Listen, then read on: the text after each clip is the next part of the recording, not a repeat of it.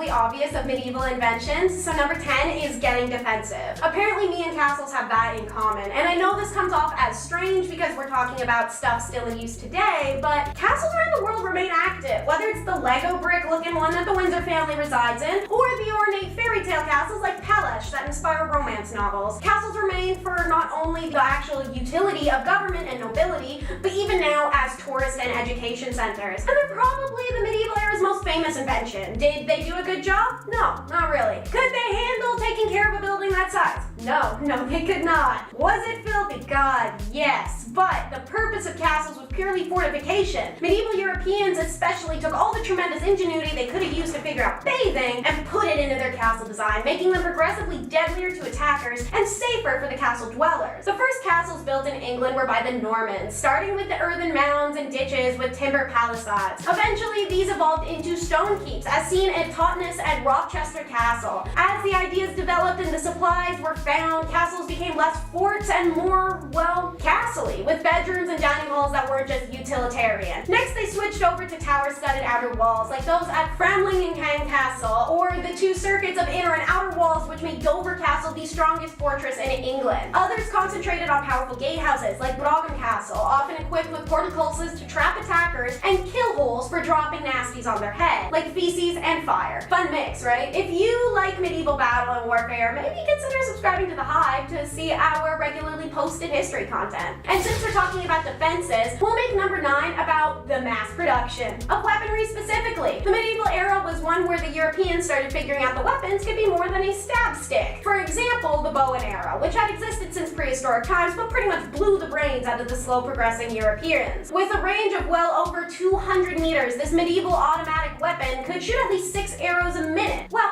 the person using it could. The longbow's success depended on strength and training. Few people today could even draw a medieval warbow, something medieval archers regularly practiced from early in life. Some of the best longbows ever developed were in the 12th century England on the Welsh border. This specific longbow was used in the triumphs, such as the Battle of Agincourt from 1415, when English archers caused casualties of 10,000 French soldiers compared to only a few hundred English deaths. This was also an era where pew-pew powder was invented, and consequently a whole lot of weaponry utilizing the powder came out, such as the cannon, which developed in the later medieval period and was more efficient, but insanely dangerous to its users since they regularly went boom and were practically impossible to move. Steadily growing safer for users and deadlier to enemies, cannons were the weapons of the future. It wasn't long until the advent of the hand cannon, and then from there, we all know what kind of hand weapon utilizing pew-pew powder was invented. While it's important for the sake of war and safety, the downside of this important medieval invention is now it is simply too accessible. But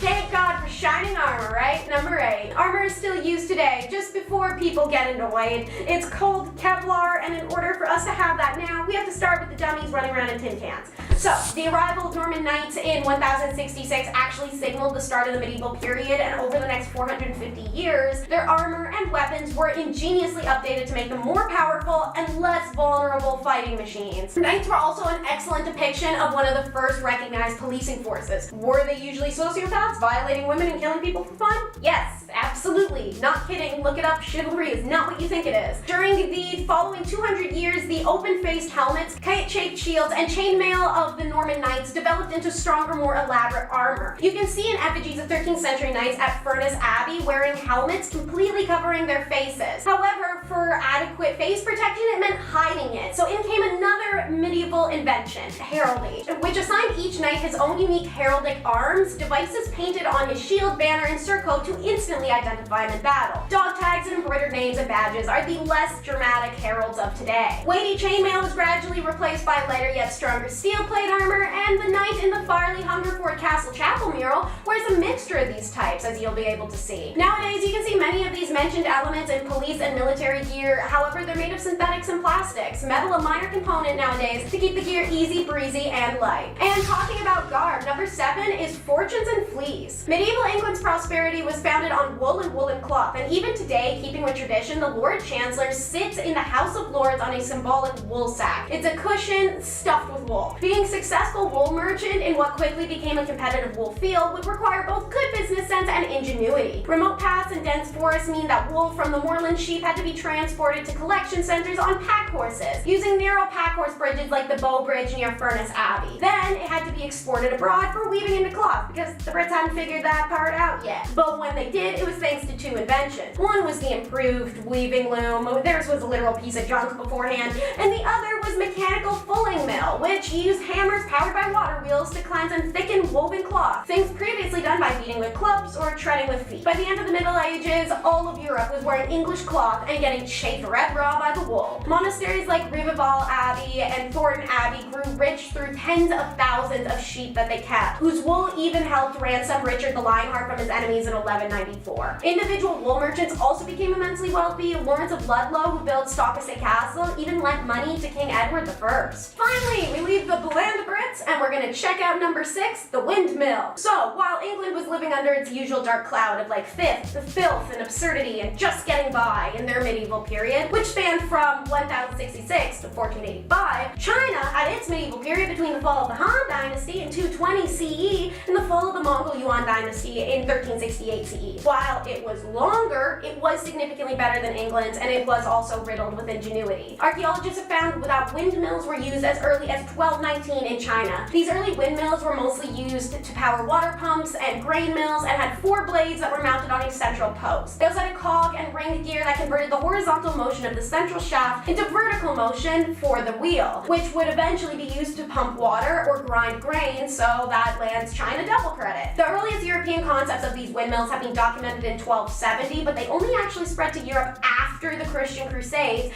sometime in 1291. Nowadays, windmills are progressive forms of energy collection and conservation. Shout out to my big bro, who's one of those crazy and brave people that climbs thousands of feet up in the air in these modern wind towers to maintain and repair them. Forward date bank checks are number 5 because its continuation has caused modern day Turkey to have a relative immunity to the global banking crisis. This practice actually came to be due to the Quran chapter 2 verse 282. The verse is quite long, otherwise I would quote it directly, but instead I will summarize that all debts must be kept in writing on paper under the written guarantee of 2 witnesses and with an expiry date, rendering every citizen to a bank and creating paper money when these debt papers were transferred. To ensure the fairness of any documentation, it's one of the only times where 2 women could actually substitute for 1 man as a witness. This is to guard against the possibility that one witness may marry the other. But this practice is actually banned in the West. While there's a lot of debate as to why, the main opinion is that it was simply the Westerners being mad or confused about how something worked in a region that wasn't theirs and banning it in their own, like how the Vikings being clean was slanderous to Brits. No matter what, the Turkey banking infrastructure saw pure benefit from this forward dating.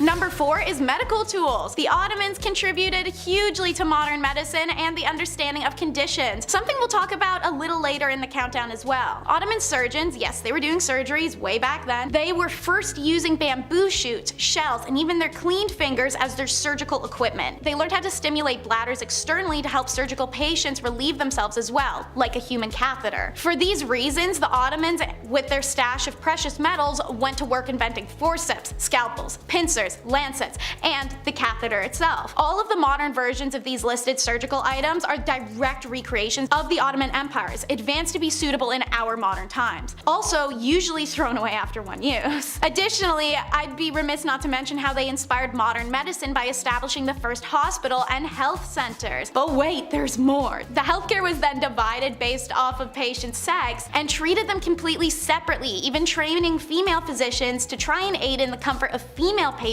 in a male-dominated medical field. They also adopted the holistic approach to treatment. They believe that when a person is sick, it affects the total being, including the physical and spiritual aspects. Number 3 is data protection laws. So similar to the forward date checks, this little thing has made a huge difference in the long run. The Ottoman Empire was extremely complex in terms of its multiple legal systems and hundreds of ethnicities and religions. So they began to document everyone and everything and base records on them, preserved in a Shari Deftered record book. Obviously, this data had to be correctly entered and double checked with whom it was about to ensure its accuracy. Obviously, this employed many people to do, and there was even developed control techniques and cipher shorthands to make the process quick and efficient and detailed. On top of that, if a page was to be ripped, removed, stained, torn, anything that created an inconsistency or damaged records, it was punishable by death. Ottomans developed multi-religious, multi-ethnic governmental system where each community had its own legal, educational, and social services. Nothing like that it was really the same in our modern world. Meanwhile, tucked away under cities, in museums, and in government buildings are millions of books waiting to be decoded, read, translated, and analyzed at the Ottoman archives. Number 2, we revisit what I promised: psychiatric care. Revolutionary is a great word for the Ottoman understanding of mental illness and disorders. Nowhere else was this level of understanding really found at the time, which was over 20 plus diagnosable mental illnesses that they named, wrote descriptions for, and learned how to treat. Now obviously they're different from our modern terms, but they're actually very accurate and symptoms were well recorded. Some are incredibly descriptive, capturing conditions we see today such as BPD, depression, insomnia, but also things like sleep apnea, epilepsy, and dyslexia, and so many other more conditions. Even nicotine, alcohol, and opium addiction is documented. These classifications are found in the Ottoman medical manuscripts between the 15th and the 18th centuries. A majority of neurological illnesses are mentioned under the title of diseases of the head, and this is because illnesses caused by a central peripheral nervous system were, well,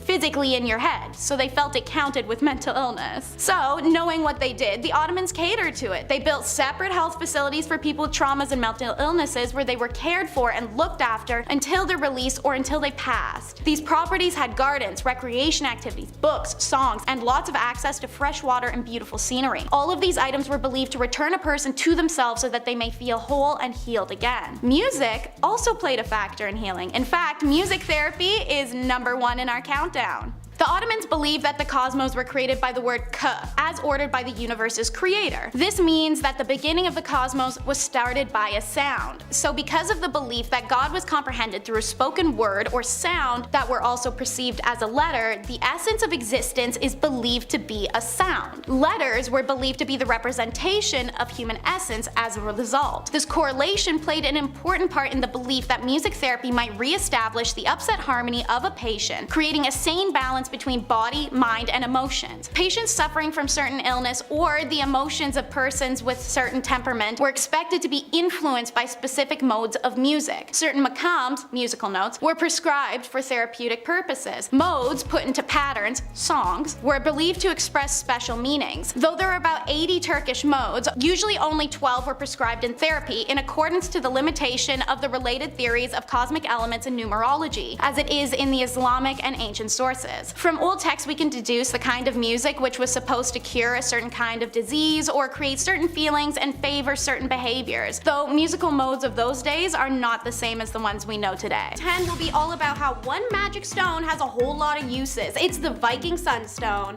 This stone was said to accurately pinpoint the position of the sun even through a cloudy, stormy, or twilight sky. To quote an explanation, when you're looking through the sunstone, you are not looking for colors but for shadows. If you draw a dot on the top of the crystal and look through it from the bottom, then 2 dots will appear. If you hold the crystal up to the sky and rotate the crystal until the 2 dots have the exact same intensity or darkness, at that angle, the upward facing surface indicates the direction of the sun. The oldest sunstone that could have been used for navigation was found amongst a wreckage of a warship called the Alderney, which sank between England and France in 1592. Archaeologists made the assumption that this crystal was used for navigation because it was found about a meter away from another navigation tool. So in other words, speculations, because it could have been a paperweight for all we know. But it was in the Raoulf's Pater, which is written in the 12th century, that's used to support the navigation theory. A story from King Olaf Haraldsson II, set in 1030 CE, tells how he was visited by a rich and wise farmer.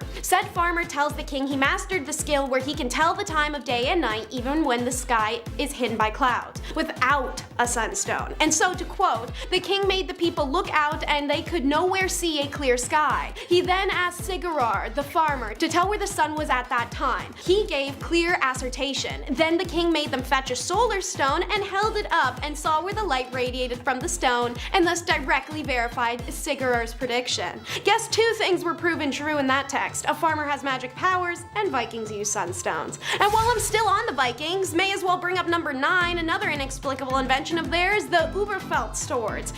Scandinavian words. I feel like my tongue is just gonna wanna jump out of my mouth and run away trying to say them sometimes. You ever been to IKEA and just read that stuff? Anyways, what makes these swords so inexplicable? We aren't sure how they're made. Listen to this. We'll be learning about Damascus steel in the next point, but it's believed the Scans may have borrowed this technique or even materials from the Damascus steel process in order to make their legendary swords. To quote, archaeologists were shocked when finding these Viking blades because the technology needed to produce such pure metal wouldn't be invented for another 800 years. What reaffirms archaeologists' belief that the steel pattern was not just mimicked but actually shared between the Scans and the Middle East was a 9th century Viking grave that was found and excavated in 2014. Inscribed on the warrior's sword was 4/2 Allah, written in Islam. This could be a massive link between the two worlds that confirms the sharing of knowledge, or at least a steel for steel trade. And as stated, Damascus steel is next on our countdown, coming in at number 8. Some of y'all may have heard of this one by now, especially if you're a regular viewer on our channel. If so, lots of love, and if not, join the fam by subscribing to the Hive. But anyways, what is Damascus steel? Well, it's a very special type of metal that was being produced out of raw material, wood steel, which was harvested in Asia. It was first used around 300 BCE, but the knowledge seems to have been inexplicably lost around the mid-18th century. The secret of making the Middle East Damascus steel has only re-emerged under modern-day scanning of electron microscopes. Turns out nanotechnology was heavily involved in Damascus steel production, as the materials were added to the steel's production to create chemical reactions at a quantum level, as explained by the archaeology expert K. Chris Hurst. Alongside Peter Pulfer, it stated that the metal developed a microstructure called carbide nanotubes, extremely hard tubes of carbon that are expressed on the surface and create the blade's hardness, Hurst explained. Materials added during the production of Damascus steel include cassia bark, milkweed, vanadium, chromium, manganese, cobalt, nickel, and some rare element traces which are presumably coming from mines in India. This may be why the Damascus steel recipe was lost. However, as Hurst wrote, what happened in the mid-18th century was that the chemical makeup of the raw material altered, and the minute quantities of one or more minerals disappeared, perhaps because a particular load was exhausted somewhere in the world. Next up is a bit of an oddball. It's the Oxford Bell batteries, number 7, and unlike most entries on this list, scientists could probably figure out how the Oxford Bell batteries worked literally tomorrow if they tried. But why aren't they? Well, see, in order to do that experiment, they'd need to end another experiment, which is somehow inexplicably kept going for, over 180 plus years on accident. See, this bell has been ringing since 1840 when it was built by the London firm Watkins & Hill. They created 2 dry pile batteries to power the bell's swing. 2 batteries that should have died within weeks, yet somehow these primitive batteries are still going, leading experts to realize their internal composition must be unique to have kept going on so strongly. Though scientists are desperate to figure out said composition, the bell is one of the oldest ongoing experiments in the world, and to see what made it continue for so long means ending it prematurely, which is just too great of a cost. So I guess we're waiting for the battery to die, if it ever does. We've hit the mid-video point, so I'm going to talk about 2 points to you that the everyday person has definitely heard of. But what they haven't heard of is their history. So let's start with number 6, the enema. That's right, as talked about in the recent video, Top 10 Dark Secrets of the Maya Civilization, enemas are quite literally as old as time itself. What is an enema? For my sweet summer children that have somehow not been exposed to the literal down under of the medical world, an enema is a fluid injection in the back door for the purposes of clearing a bowel. However, cultures in pre-Columbian times and quite a few others did use it for ingesting substances to get a quicker effect. The earliest medical text in existence, Egyptian Eber's Papyrus of 1550 BCE, mentions the enema, which they believed was invented by the god Thoth. The Olmecs, who predated even the Mayans, used enemas for rituals as well as for disease, as did the Mayans, as documented during the colonial period, e.g. in the Florentine Codex. Heck, in Parisian society, they were doing enemas as many as 3 a day. Louis XIV was said to have taken over 2,000 in his lifetime. Enemas were known in ancient Sumeria, Babylonia, India, Greece, and China. The indigenous of North America, even though far removed, independently discovered them as well. In fact, there's hardly a region in the world where people did not discover or adopt the enema. And as a result, we can't actually say who invented it first and who shared the information with who. It seems as a whole society collectively agreed we should put some stuff back there and see what comes out. Number 5. Ancient Greek fire. Okay, this one's pretty epic. It's not, it's horrible. It's pretty rough history here, but definitely interesting.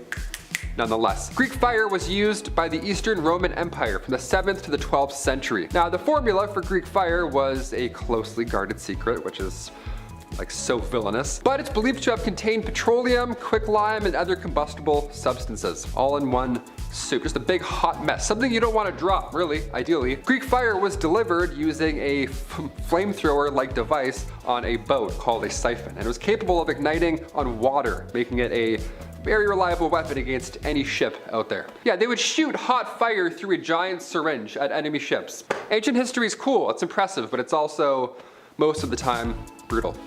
It's disgusting. My God. Number 4, mechanical clocks. Look, we all love an hourglass. All right, I love an hourglass. Playing a board game with the family, you aggressively flip that thing down. No better feeling, right? Tick-tock, sands a swirling. But why don't we have an hourglass anymore? Why don't we use those? Those are pretty sweet. It's a pretty amazing invention. Let's talk about those for a bit. During the medieval period, the invention of mechanical clocks revolutionized timekeeping and replaced the use of hourglasses. One guy's like, what? I loved these though. That's me, I'm the guy. Mechanical clocks were first invented in Europe in the 13th century, and they were initially used in public spaces, like churches, town squares, stuff like that. These early clocks relied on the energy generated by falling weights to power their movements. Yeah, you're not gonna have one of these next to your bed. Not for a while, at least. Mechanical clocks allowed for more precise timekeeping and helped standardize time across different regions, but back then it was scary. Back then it was weights and big things bonging around above your head. It's like, what time is it? I don't know. The only one we got. Number 3. The blast furnace. This one was also quite important. All these are pretty important, but this one's, wasn't used to destroy a human being, so it's good. The blast furnace. It's a medieval invention that revolutionized the production of iron, which is so key. We love that over here in Steamville with iron everywhere. I don't know, there's trains literally all around us. It was first introduced in Europe during the 14th century, and it quickly became a game changer. The furnace's design allowed for higher temperatures and more efficient use of fuel, leading to increased iron production and, most importantly, lower costs, which, yeah, blacksmiths love this, they hate this one trick. The blast furnace would also enable the production of higher quality iron that was suitable in wider ranges of applications, which, again, we love that. We love when iron just stays in one spot. Usually it's how we like our iron. We made better, faster iron. I don't know, what a day. That sounds like a Daft Punk song. Harder, better, faster iron. This invention spread across Europe, of course, with many regions becoming iron production hot zones. A lot of blacksmiths in the area, a lot of beards. Single blacksmiths in your area. Just swipe, here we go. Number 2, the printing press. I'm not a fan of homework, but I get it. It's gotta be done sometime. The printing press, of course we have to include this. This was a revolutionary invention during, again, the medieval period that allowed for the mass production of books and pamphlets. I love pamphlets, thank God. Love me a good pamphlet. I love flipping things only thrice and then closing it. That's it. No more than 3. Invented by Johannes Gutenberg in the mid-15th century, the printing press could reproduce text more quickly, and again, it was pretty cheap considering what came before. You had to pay a guy to do everything. That's crazy. You gotta listen to him all day? No. You gotta feed him? No. This had quite the impact on society and enabled wider access to knowledge, the spread of ideas, and it contributed to the growth of literacy, which, again, we love that. Still leading towards that one. The printing press played a key role in the Renaissance and the Protestant Reformation, and it may or may not have helped lay the foundation for the modern world. So I guess, yeah, we can put this close to number 1, I would say, or number 2 is pretty good. And finally, number 1, flutes. Yeah, we're ending on flutes, the best, right? We had to learn it for 3 years in school. Why? Couldn't tell you. No idea, we had to do it though. Music has been in the air for a very, very long time. Neanderthals enjoyed a flute every now and then. Who would have thunk? They weren't playing We Three Kings like us, but they were making music as early as 50,000 years ago, which is just baffling. The first instrument known to man was most likely our vocal cords, but the second instrument were the flutes of Geistenkloster Cave. They're the oldest musical instruments ever that have ever been discovered, period. They were made from bird bone and the ivory of a mammoth. Yeah, if that's any indication how old they are, they made music out of mammoth ivory. Again, I still can't play the recorder. I never learned. I was useless. My fingers were too long. I'd always slip off the holes. I got Jack Skellington fingers. I can't play a recorder. No way. Number 10, daylight motion pictures. I saw Avatar 2 last night and I shit you not, the lights did not turn off for the first 5 minutes of the movie. Yeah, it was chaos. People were yelling, ushers were throwing their visors at the lights. It was chaos on Pandora. You need complete darkness to enjoy a movie. For personal preference, obviously, but for the projector's sake, we need to see the damn light, okay? It has to work. Back in the 1910s, daylight motion pictures were normal for a hot minute. Can you believe that? This trend moved across the country right after a bill was passed. So theaters went went from dark and enjoyable to bright enough that you can now see who's sitting next to you in 4K with your real eyes in a bright room. It was a safety hazard for theaters to not have the lights on. Can you imagine if this stuck around? I would be so pissed. Just this bright the entire movie, we're like, all right, I think it's the Avengers, I don't know. Number 9, spray on hair. The babes are back. Yeah, that's what this real advertisement says about spray on hair. The babes are back. Look, I'm 28 and I know that a lot of guys have bad luck hair-wise at this age. This spray is not the solution, okay? This spray is not it. Just don't, this isn't it, my guy. This early 1990s product did not sweep the nation. Men did not regain their youth for $39.99 plus shipping. Didn't happen. It just looked like spray painted cobwebs. You know what I mean? It was like wet. It was very Halloween wet. It had like that damp, dewy morning look. I don't know. The advertisement legit says the babes are back. Yeah, which implies that the babes noticed his bald spot, decided as a group, you know, they had a meeting, made it official, and then they all left. Which is just not true. Women love bald guys. Vin Diesel, The Rock, Patrick Stewart, Professor X, are you kidding me? He summons the babes back. He's like, come. Number 8, ab belts. All right, here we go. Perfect product for the guys who want an 8-pack without doing any of the work. Just gotta shake your shit around. This is horrible. You gotta shit your pants doing this. The ab belt sounds too good to be true, and that's because scientifically it is. Ab belts in the 90s were as hot as Tom Hanks was at the time. It was crazy. Everybody had one of these in their household. I think we may have had one growing up, now that I think of it. An ab belt, did I have it? Maybe. I don't know what it was. We also had a bowling ball growing up, so I don't know, parents are weird in the 90s. Science can confirm that wearing an ab belt has no real benefit whatsoever. It does not make you strong like Thor. That's not how it works at all. If your company is thinking about making false claims, well, expect real lawsuits to follow. Number 7, walking sleeping bag. Dare I say a perfect gift for the sleepwalker in the household. Here we go. A sleeping bag, but with footholes and a face hole. Also, no holes for the arms. Just legs and face holes. That's it. 1, 2, 3. I can't think of a more dangerous product to possibly sell. Now, as somebody who has broken his front teeth twice, I can say with full confidence this is the worst product in history. One misstep and you're just watching your oncoming doom right in front of you and you can't even stop with your hands. I get it on paper, this thing sounds cozy for a few minutes and sure, I guess it's fun. But what about when you can't find the zipper inside? Then what? Now you're David Copperfield and you're trying to escape death. I hate sleeping bags in general. Do you sleep in sleeping bags? I hope not. If so, get out. I don't know, get a blanket. I don't know, I'm put myself into a hole. Number 6, portable record players. Remember when iPods came out and it was like 1,000 songs in your pocket? That was a big deal. That actually changed the game. You know, technology-wise, that was it. We went up from there. Portable record players, not so much. That's like 8 songs in your pocket. That's really nothing in comparison right there. Back in the 80s, right before cassette players and Walkmans hit the street, this was the only way to listen to music on the go. That would really suck. That's horrible. That's like a really hot period of time there. And it looks so silly too, obviously. The thing's so big. I don't think records are meant to be on your person with headphones. Like, what are you, Mozart? What are you doing? What is this that you have attached to your waist? It looks like an IED. Get this off. This is terrible. A portable record player is not a good idea, now or then. In order to enjoy Frankie Valli in the Four Seasons, you of course had to remain completely still. You're like, hey guys, come on, listen. Nobody f***ing move. Number 5, silk. I, for one, was always too broke to afford silk, especially after fireworks. Those bad boys are super expensive. Silk was an important thing in ancient China for the main reason that they invented the process of harvesting silk and were keeping it an ancient Chinese secret. Now, when you have a stockpile of a very valuable raw material that nobody else can get their hands on, and you have a stockpile of the finished product of which is a quality of clothing no one else can match, well, you're gonna be quite wealthy. Well, I don't need to pitch this in the Shark Tank. It's time to start selling and trading, and that's just what China did. This was a very profitable trade, so it got its own road, or roads. The Silk Road wasn't just one. The people who were buying from China loved it so much they wanted their own instead of paying exuberant prices. But it took them a long time to figure out what the process actually was. They thought it grew on trees. Comes from Number 4, acupuncture. Have you ever had acupuncture done? Have you ever had acupuncture done? I've done. Neither have I. Let us know in the comments. I want to know if it actually works. When I was looking up this topic, it was called pseudoscience and said that there was no actual scientific proof that it works. Whether it does or doesn't, the practice of acupuncture is ancient. We know this from a less ancient book called the Neijing that was written around 305 BC to 204 BC and was the earliest book of Chinese medicine we know of. It was also called the classic of internal medicine of the Yellow Emperor.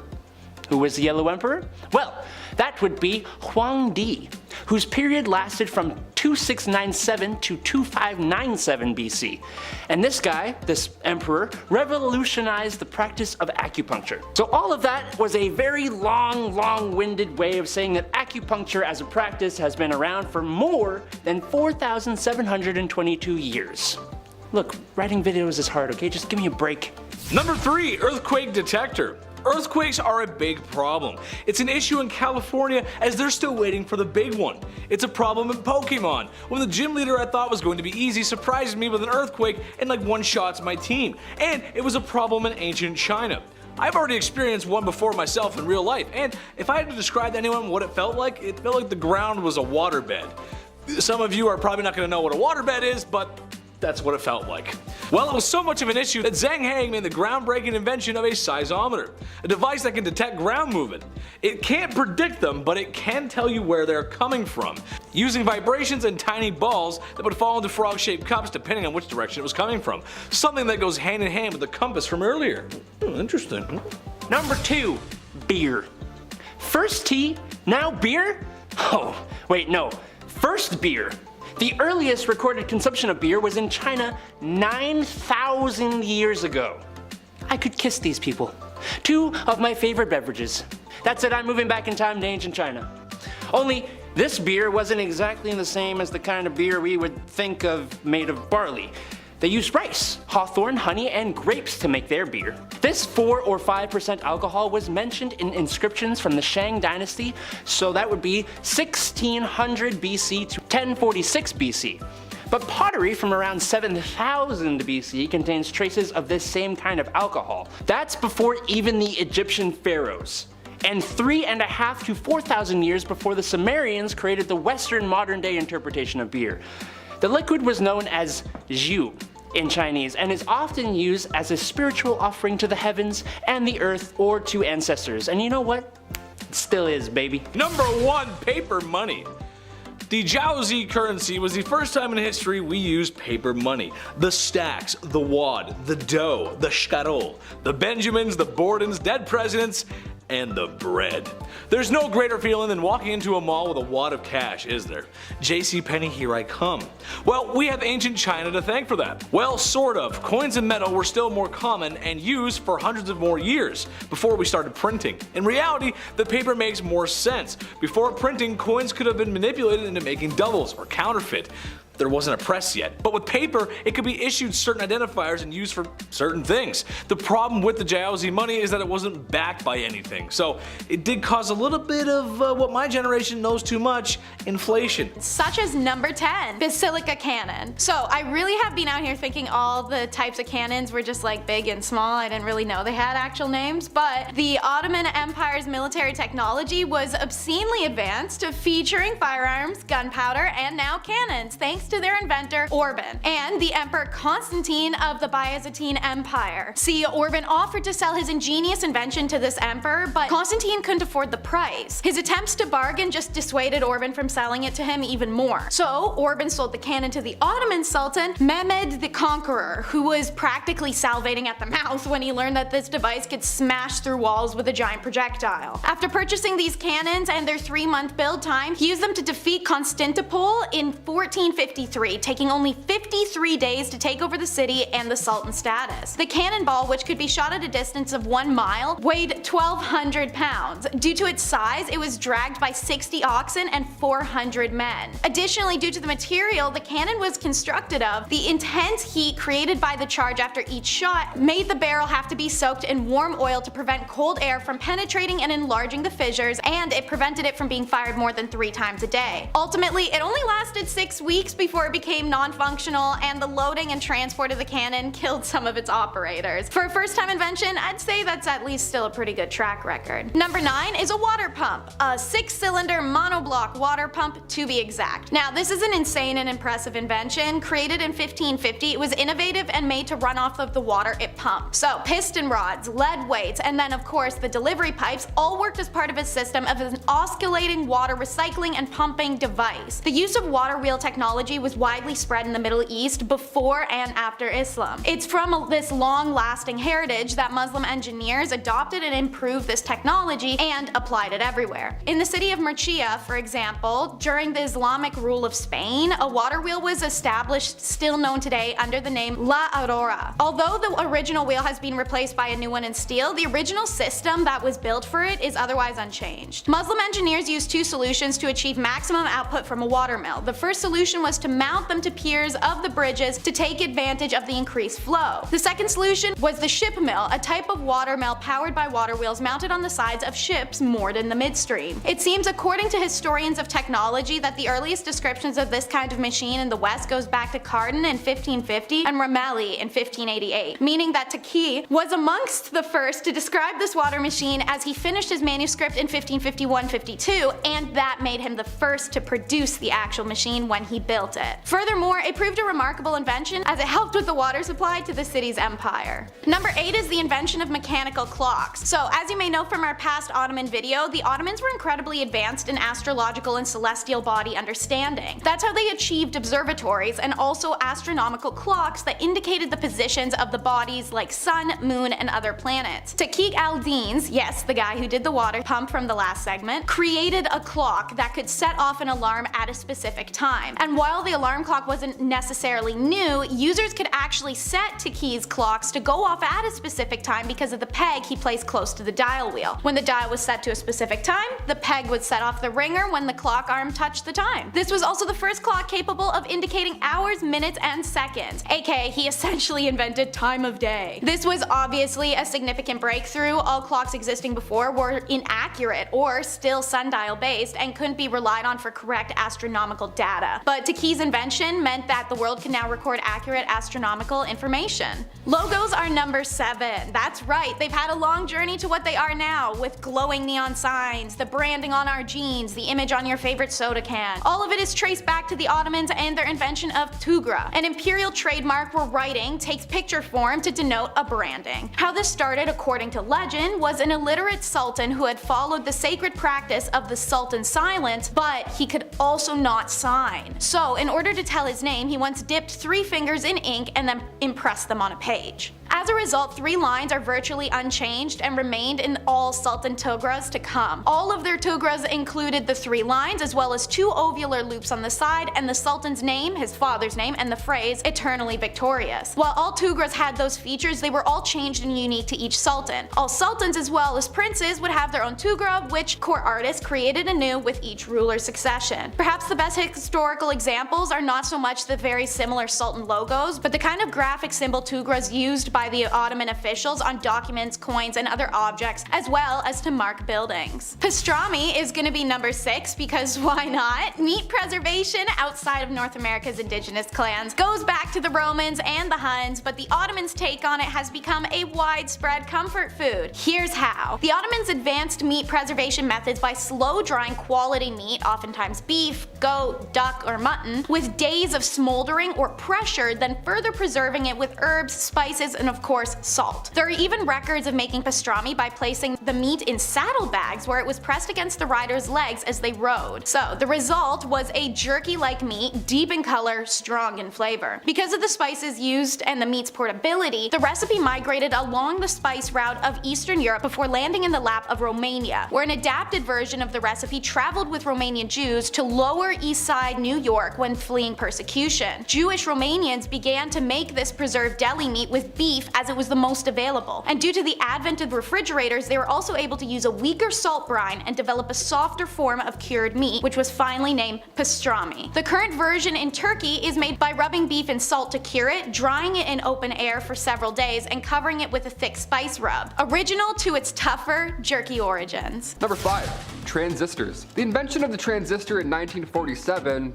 we don't talk about it enough. This was a major breakthrough in the field of electronics. The transistor is a semiconductor device that can amplify and switch electronic signals, and this of course paved the way for the development of modern electronics, including computers, televisions, radios, this thing that I'm talking to you on, all of that good stuff. The invention of the transistor was made by a team of scientists at Bell Laboratories, led by William Shockley. William Shockley, he's like, oh, trust me, I have to do this profession. The first transistor was made using germanium, and it was much smaller and much more efficient than the vacuum tubes that were used at the time. Yeah, believe it or not, this was a step in the right direction. This was the future. I'm looking up research about transistors while using a computer. What a weird era we're in right now. It was a weird time. Number 4, the Parthian Empire battery. The Parthian battery is an ancient artifact discovered in modern day Iraq. This battery dates back to the 1st century BCE. Yeah, year 1, uno, just one. Happy New Year. It's been one of them. The battery itself is a clay jar containing a copper cylinder that surrounds a big iron rod. Looks quite unsafe, if I'm being honest. I don't know. If I saw that on the subway, I'd probably not get on. A little sketchy. The jar also contains an asphalt stopper and an electrolyte solution, and it's believed to have been made of vinegar or wine. So that was their power back then. Although the purpose of the battery is not entirely clear, it's speculated that it may have been used for electroplating or, check this out, or for medical purposes. Yeah, medical purposes. Imagine being brought back to life thousands of years ago, and there's a guy holding this waiting in front of you. That's jarring. You're like, did I die? Am I back?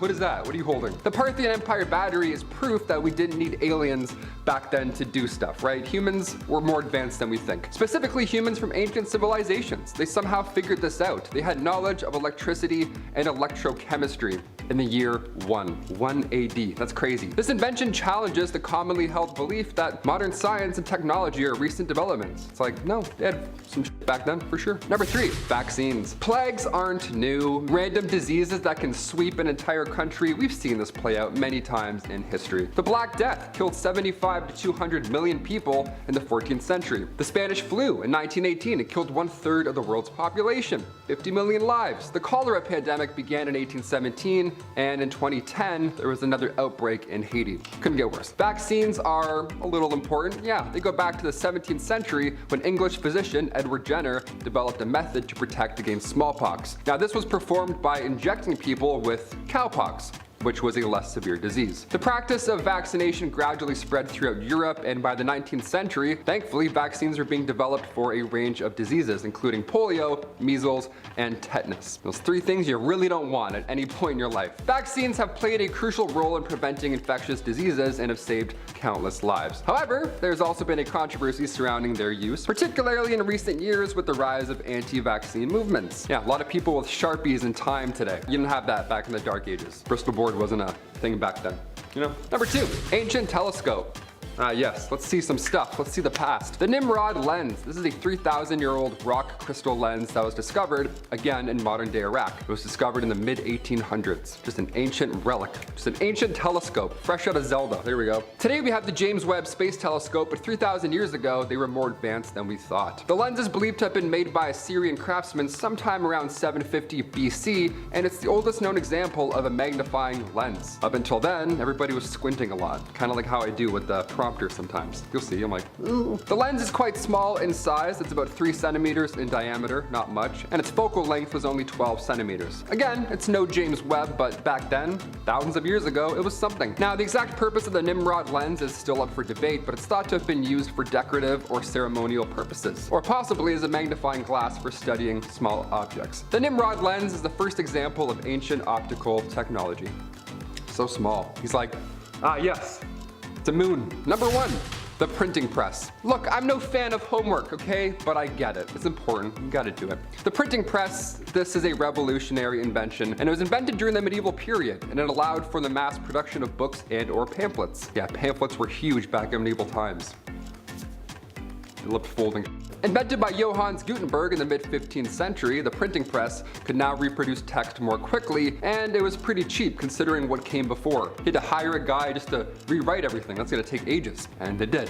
Took quite a few fortnights. The printing press had quite the impact on society. It enabled wider access to knowledge, the spread of ideas, and it contributed to the growth of literacy, which I guess I could use a little bit of today. That's great. The printing press played a key role in the Renaissance and the Protestant Reformation, and it may or may not have helped lay the foundation for the modern world. And I think it's probably the most important thing. I think words and ideas being spread, that's probably the most important thing. Don't you think so? Hit that thumbs up if you agree. Number 10, ancient telescope. The Nimrod lens. It's a 3,000-year-old rock crystal lens discovered in modern-day Iraq in the mid-1800s. Now, it was discovered quite recently, but back then, this thing was like ancient technology. Today we have the James Webb Space Telescope. 3,000 years ago, they were more advanced than we think. The lens is believed to have been made by a Syrian craftsman sometime around 750 BC. It's the oldest known example right now of a magnifying lens, which is sounds kind of nerdy, but that's cool. That's kind of one of those facts that makes me go, oh, interesting, I like that. Up until then, everybody was just squinting a lot, really. We didn't have anything to zoom in on. The lens is quite small in size. It's no James Webb, that's for sure. It's around 3 centimeters in diameter and a focal length of 12 centimeters. So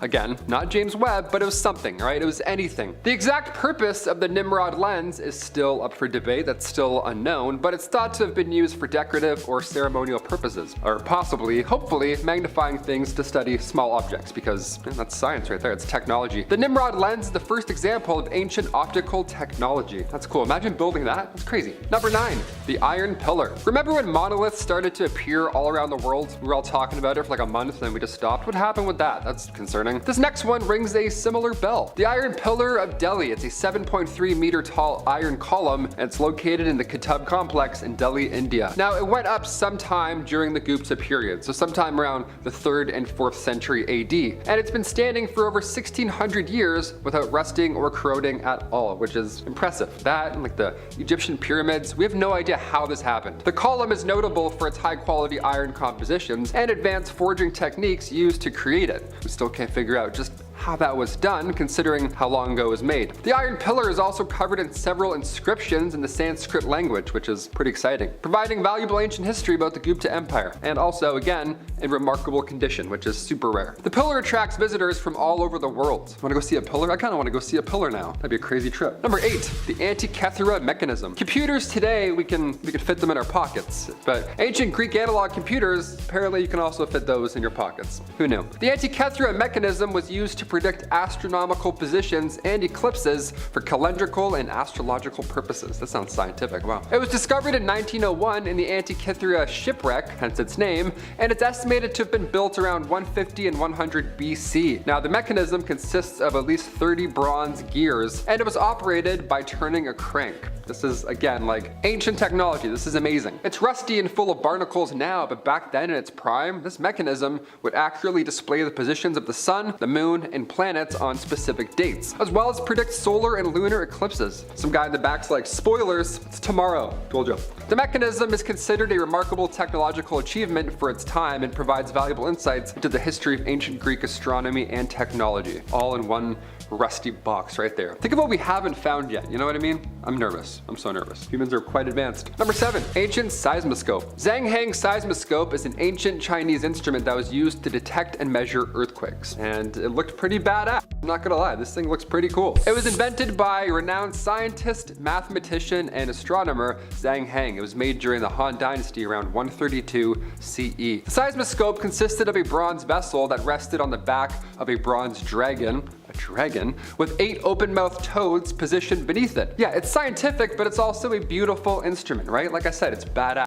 So when an earthquake would happen, a mechanism inside the vessel would trigger the release of the ball from one of the toads' mouths, indicating the direction of the earthquake. You'd be like, "Wah," that way. And everyone would be like, okay, cool. Let's go this way then. Today it's a little different. Today it's fun. It's just graphs and charts. Looks like some avatar technology, whatever. No toads puking up any balls in any direction, so ergo boring. Number 6, the Baghdad battery, also known as the Parthian battery. This is an ancient device that would go back to 248 BC. Why am I doing this? Am I Italian? Am I Steve Jobs? I'm walking around like, ah yes, I invented this. Look at my loose wrist here. Why do I gotta keep these down? Keep these at bay here. The battery consists of a clay jar, a copper cylinder, and an iron rod, all of which were found together in what is now modern day Iraq. It's believed that the device was used to generate an electric current by filling the jar with an acidic liquid like vinegar or wine. I sound like Bill Nye the Science Guy right now, but then they would insert copper and iron components after, and then they would make electricity. They would make, I don't know, here, Tony Stark would make this. I don't know, it's crazy. The purpose of the Baghdad battery is still unknown, which is fascinating. I won't be able to sleep at night now, but it's thought to have been used for electroplating or medicine or as a religious artifact. And today we're like, well, we have no idea. This is the stuff that I love. Old, ancient, like this sounds like something from Breath of the Wild that I would find. Number 5, medicine. You can only imagine the various injuries Neanderthals would have, right? Hunting down a mammoth or a bison 3 times the size of you, yeah, odds are you're gonna get a bruise or two. More than fair. So what did Neanderthals do at this point? Is that what the pile of bones is for? I'm starting to connect this. That makes more sense. God, that's dark. How did Neanderthals live for so long without a pharmacy, right? All that yelling, no halls. Are you kidding? My throat hurts doing this list already. Neanderthal medical skills are pretty similar to what our ancestors did. Herbal remedies, that's it, right? It changes your life. They manage fevers, but when the pain got too bad, chewing on a specific tree may have helped tolerate all that pain. Yeah, 4,000 years before penicillin, Neanderthals were chewing on aspirin. Number 4, forbidden friends. Lascaux cave paintings date back to some 17,000 years ago, and a lot of the art seen on the walls of the cave art that depicts animals. It's mostly pretty much all animals. It's beautiful. About 900 of them, with just over 600 being recently identifiable. There are cattle, bison, some wild cats, bears, birds, you name it, but there are no reindeer at all. What happened, right? Did they just forget about this one specific animal out of 900, although they ate reindeer meat almost every day? Well, it took a long time to realize, but our best guess as to why they were missing from all these works of art is because these animals are ones that they never caught.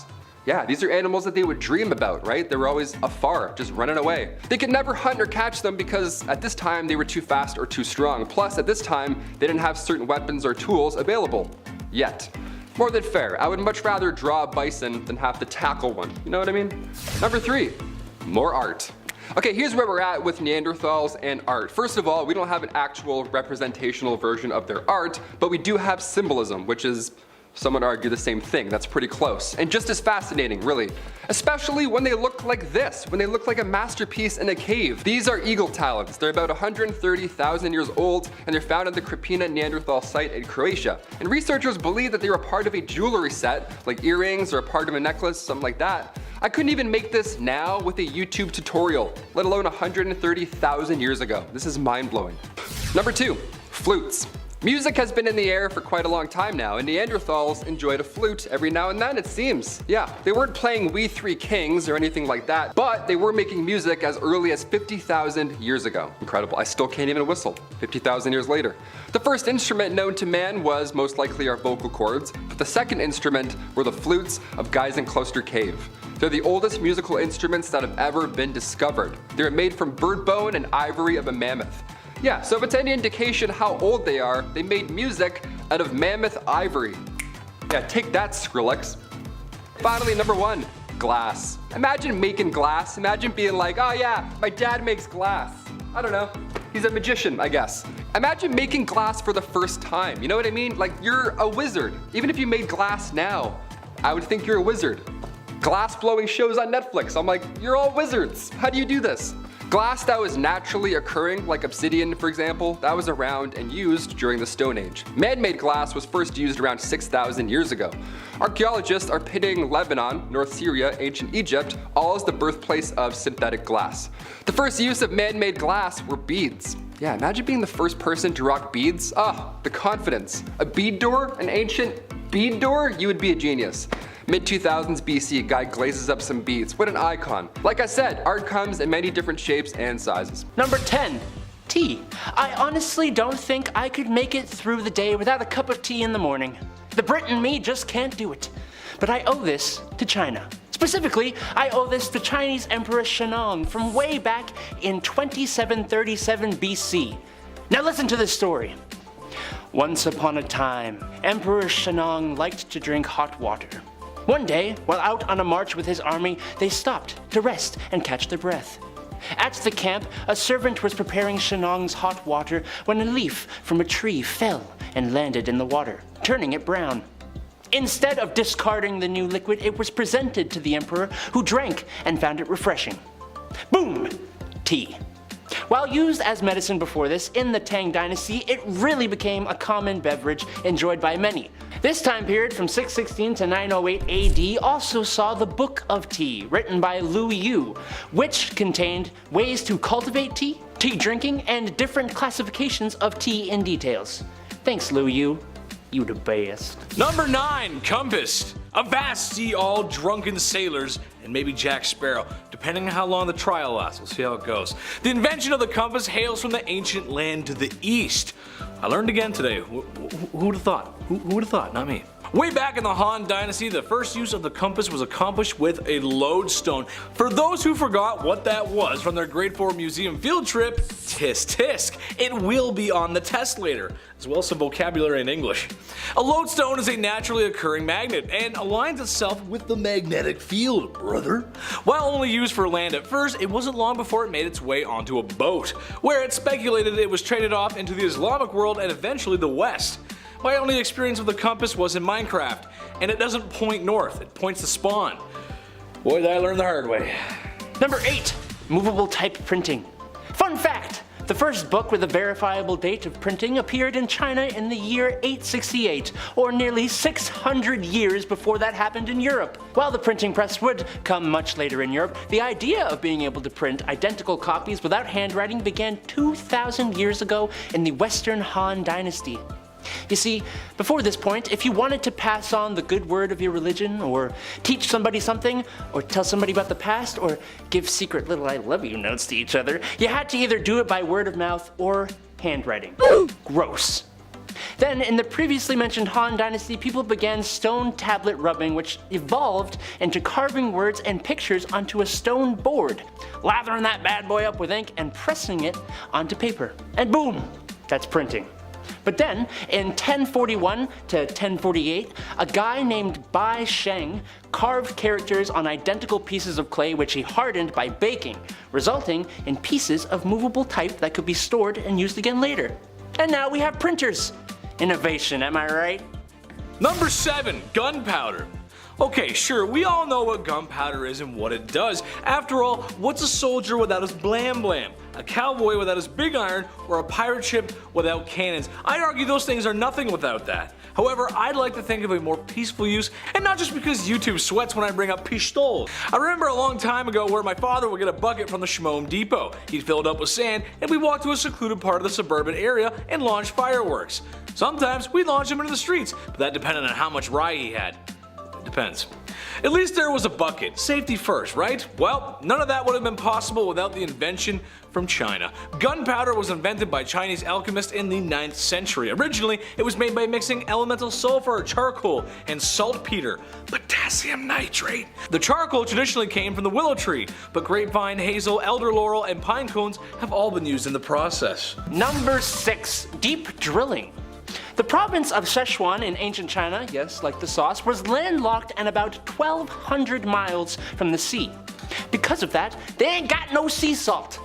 So, in order to get salt, the ancient Chinese from around the 2nd century BC developed drilling technology to get brine from deep in the earth, which naturally forms from evaporation of ground saline water. Look at that, we're all learning today.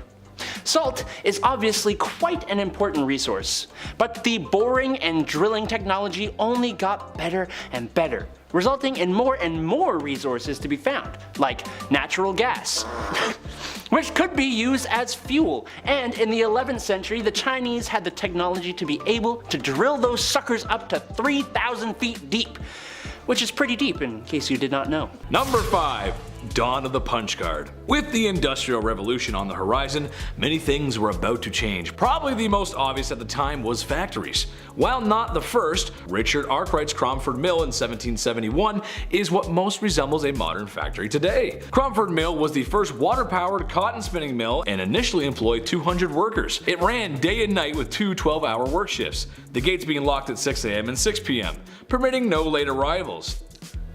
Oh, he likes to keep a tight schedule. Yeah, I can see the beginnings of a modern factory, alright. All you're missing is Bezos and a couple of drones to make it modern. All jokes aside though, these early factories changed the very fabric of not only Britain, but also the world. I mean, where would we be today with all that lovely pollution and those great and fair working conditions? I bet there was benefits too. Number 4, the golden liquid. You drink liquid and then it's gonna come out of you. It's simple, it's science. But sometimes other fluids need to be drained. Sometimes you can have difficulty using the little boys' room. Personally, I'm still learning how to put down the toilet seat. I haven't quite figured that one out. How to make pee when a person cannot pee. Portly founding father Benjamin Franklin thought to himself as he was holding a kite in the rain. This is something I learned, which I didn't know, is that he invented the flexible catheter. Yep. Next time you feel a little weird because a tube is being inserted into a sensitive area, you can thank the man on the $100 bill. Invented in 1752 in order to aid his brother with bladder stones. It's strange though, you think of a guy inventing other things, but in reality, it's a really important invention and something that's very common in the medical world today. I just hope to stay healthy long enough so no tube has to go near my founding father. Number 3, pseudo-cool. Okay, so back in the 1700s, food was really hard to keep. For example, meat is packed with a salty brine in order to preserve it. It either has to be shipped overseas or last long enough through a cold and brutal winter. But plans for refrigeration were being drawn up, specifically the idea of vapor compression refrigeration.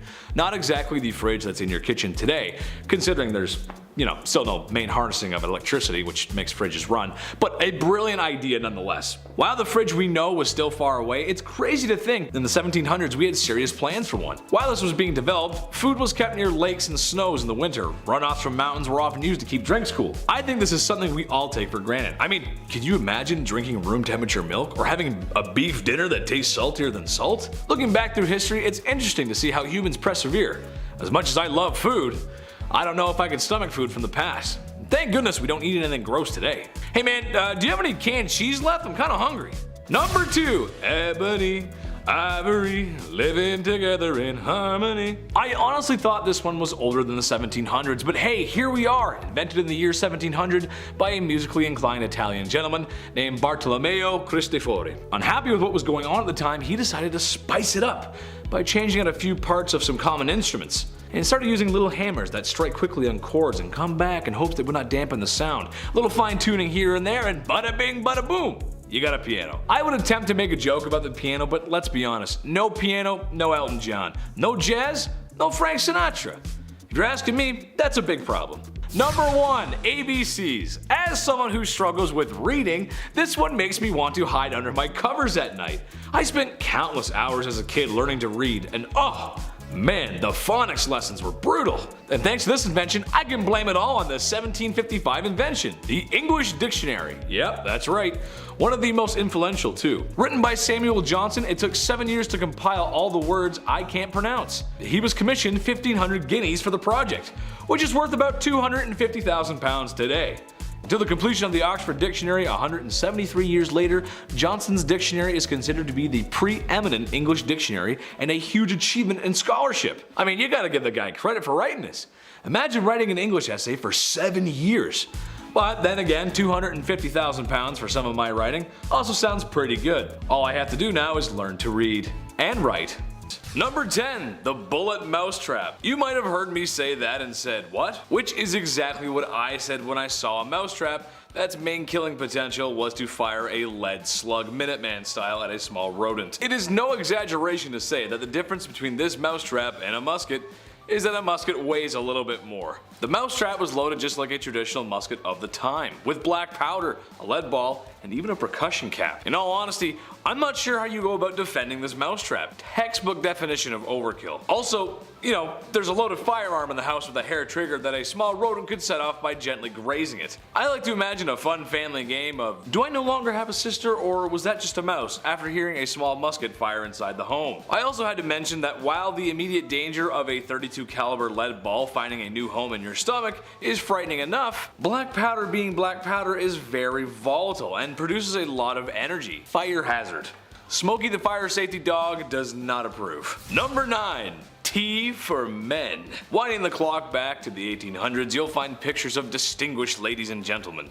And these distinguished gentlemen have the fullest and thickest mustaches ever grown by man. Much care is needed to maintain such a manly image. So when an established gentleman goes for his morning tea, it would be rather unfortunate to get his mustache wet and ruin his dashing good looks.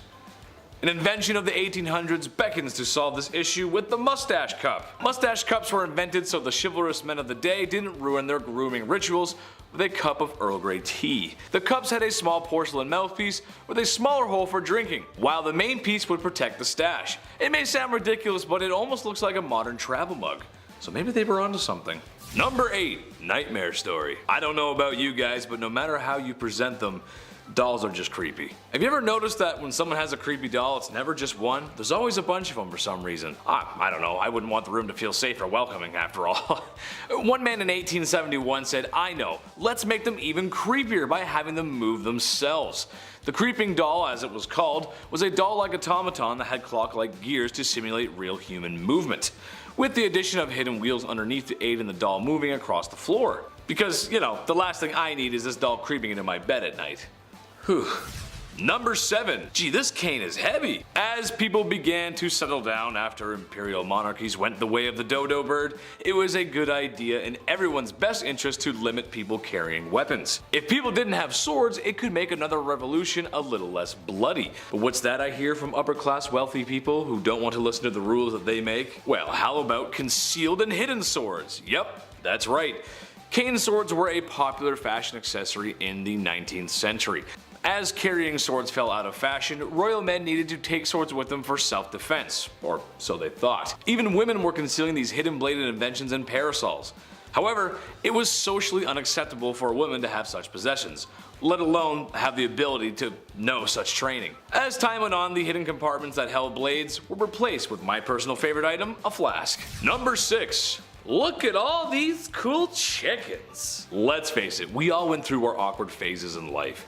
And if you didn't live through the early 2000s as a youth, then bands like Linkin Park and My Chemical Romance just don't hit as hard. So when trying to find the weirdest inventions of the 1800s, I felt like closing my bedroom door and playing Green Day as I dye my hair because I'm super serious about how I feel. Why do I feel this teenage angst, you ask? Well, that's because there's rose-tinted glasses for chickens. Yeah, and they're cooler than me. Oh, yeah, little tiny eyeglasses for chickens, but they actually have a good use. They were designed to prevent pecking and cannibalizing other chickens. Ooh. The theory goes that if a chicken was wearing rose-tinted glasses, he couldn't distinguish between blood and what wasn't. That way they wouldn't attack each other. Yet another heartwarming comfort from the 1800s. For number 5, we thankfully get to take a trip to the public library. And it's in Italy! Now that's a vacation. So, the public library as we know it today was actually invented in the Middle Ages in 1452 Italy. Now, before y'all go in the comments and start that crap, oh Teresa, what about the Library of Alexandria? What about the Imperial Library of Constantinople? Shut up. Public library. Big important word right there. Public. So many massive libraries, especially those lost to history like the 2 I mentioned, were not public. That's also why we have no idea what the hell was lost in them, so congratulations to the dinguses of the past who gatekept knowledge so hard it's just gone forever. The Library of Malatesta Novella in Cesena, Italy is widely regarded as the first ever public library in the world. Up until this, libraries were largely closed and utilized by very few people such as scholars, tutors, and nobility. The public library that first opened up in Cesena was owned by the city municipality and gave people the opportunity to borrow and read books within it for free, something unheard of at the time and part of a knowledge to the people plan. But how are you supposed to read with such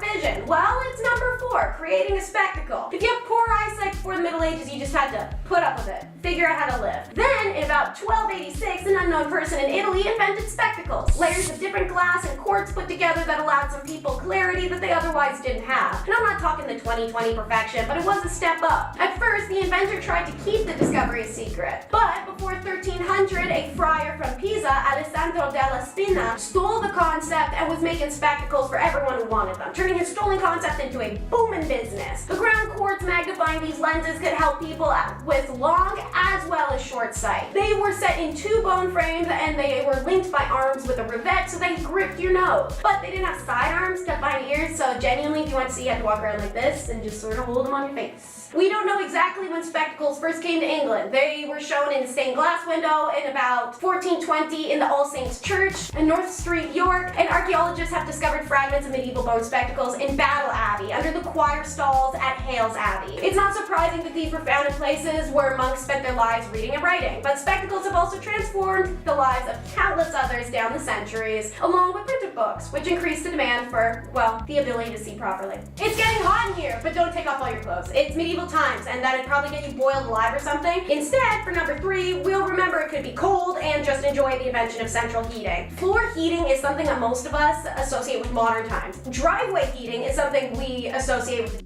who lives at the end of the road, doesn't have to shovel like us plebs all winter. Anyways, as unbelievable as it may sound, many medieval Eastern European and Scandinavian buildings utilized a form of central heating system throughout the Dark Ages, inspired by the Roman hypocaust, a series of floor channels used to heat the water of their bathhouses. Called the heat storage hypocaust, this medieval floor heating technology used hot air that traveled from the furnace room to a system of underfloor channels. Just feeding the furnace could keep a large room warm for days, i.e. the hypocaust at the Reichenau Abbey in Germany could efficiently heat the 3,230 square foot assembly hall all winter long. Research on the subject is ongoing, but over 500 medieval hypocausts have been found across Europe, mainly in Germany, Sweden, Finland, Denmark, Estonia, Lithuania, Latvia, and Poland. Here's my favorite on the list. Number 2 is oil paint. I know it doesn't seem that important, but oil paint was a mass contributor to the evolution of art throughout history. And without art, I cannot emphasize to you enough how little we would know of history. The art's always unappreciated, and our modern times carried everything of our past into our present. What will carry our past into the new present? Technology doesn't last forever after all, so. Oil paint is made by mixing dry pigments with oils, often linseed oil, that can then be thinned out with the use of turpentine. To quote, as a result, you have a slow-drying paint of unsurpassed textural variety and opaqueness that can be easily adjusted, layered, and tinkered with indefinitely to the artist's desire. Pigments were made with natural materials, dried flowers, pollen, spices like saffron, walnut, bark, soil, clay, really anything colorful and powdery. And if it wasn't for the Dark Ages, the world would probably never see some of the most renowned paintings in history. Let it be Leonardo's Mona Lisa or Van Gogh's Starry Night. It's been in the last decade that the study of art production has traced us back to the origins of oil paint, which is actually in the ancient caves of Bamiyan, Afghanistan, where the Buddhist murals by an unknown artist were painted somewhere in the 7th century. Meanwhile, in Europe, oil paint would not appear until the 13th, 14th centuries, and it would be first used to add a glossy finish to wooden furniture and tempera paintings, such as Jan van Eyck's. Okay.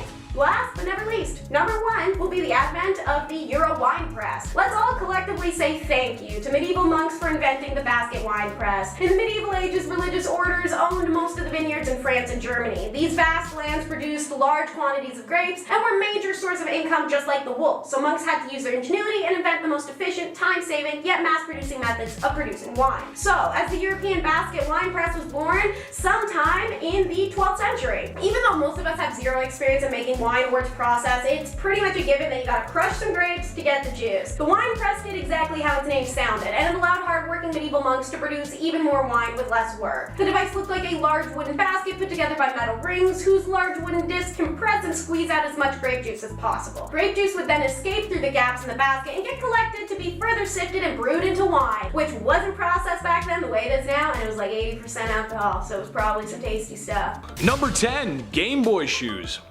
I'm not the most fashionable guy on the planet. I'm just a simple guy who likes simple things. So you can understand my shock, my horror, and my confusion when I saw the Game Boy shoes. Yes, that's right. Remember the Game Boy?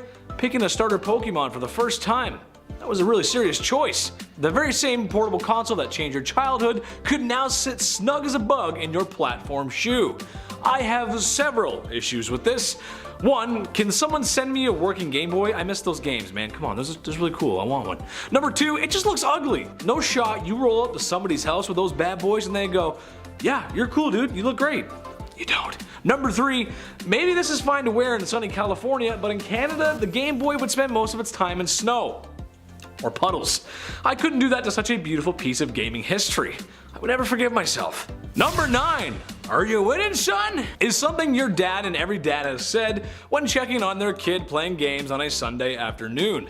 Naturally, not knowing what a video game is or what a Pikachu does is just part of being a dad. However, next time dad decides to go on one of his fishing trips, you should surprise him with the Game Boy Fish Finder. Yeah, I know, another Game Boy gadget, but I had to.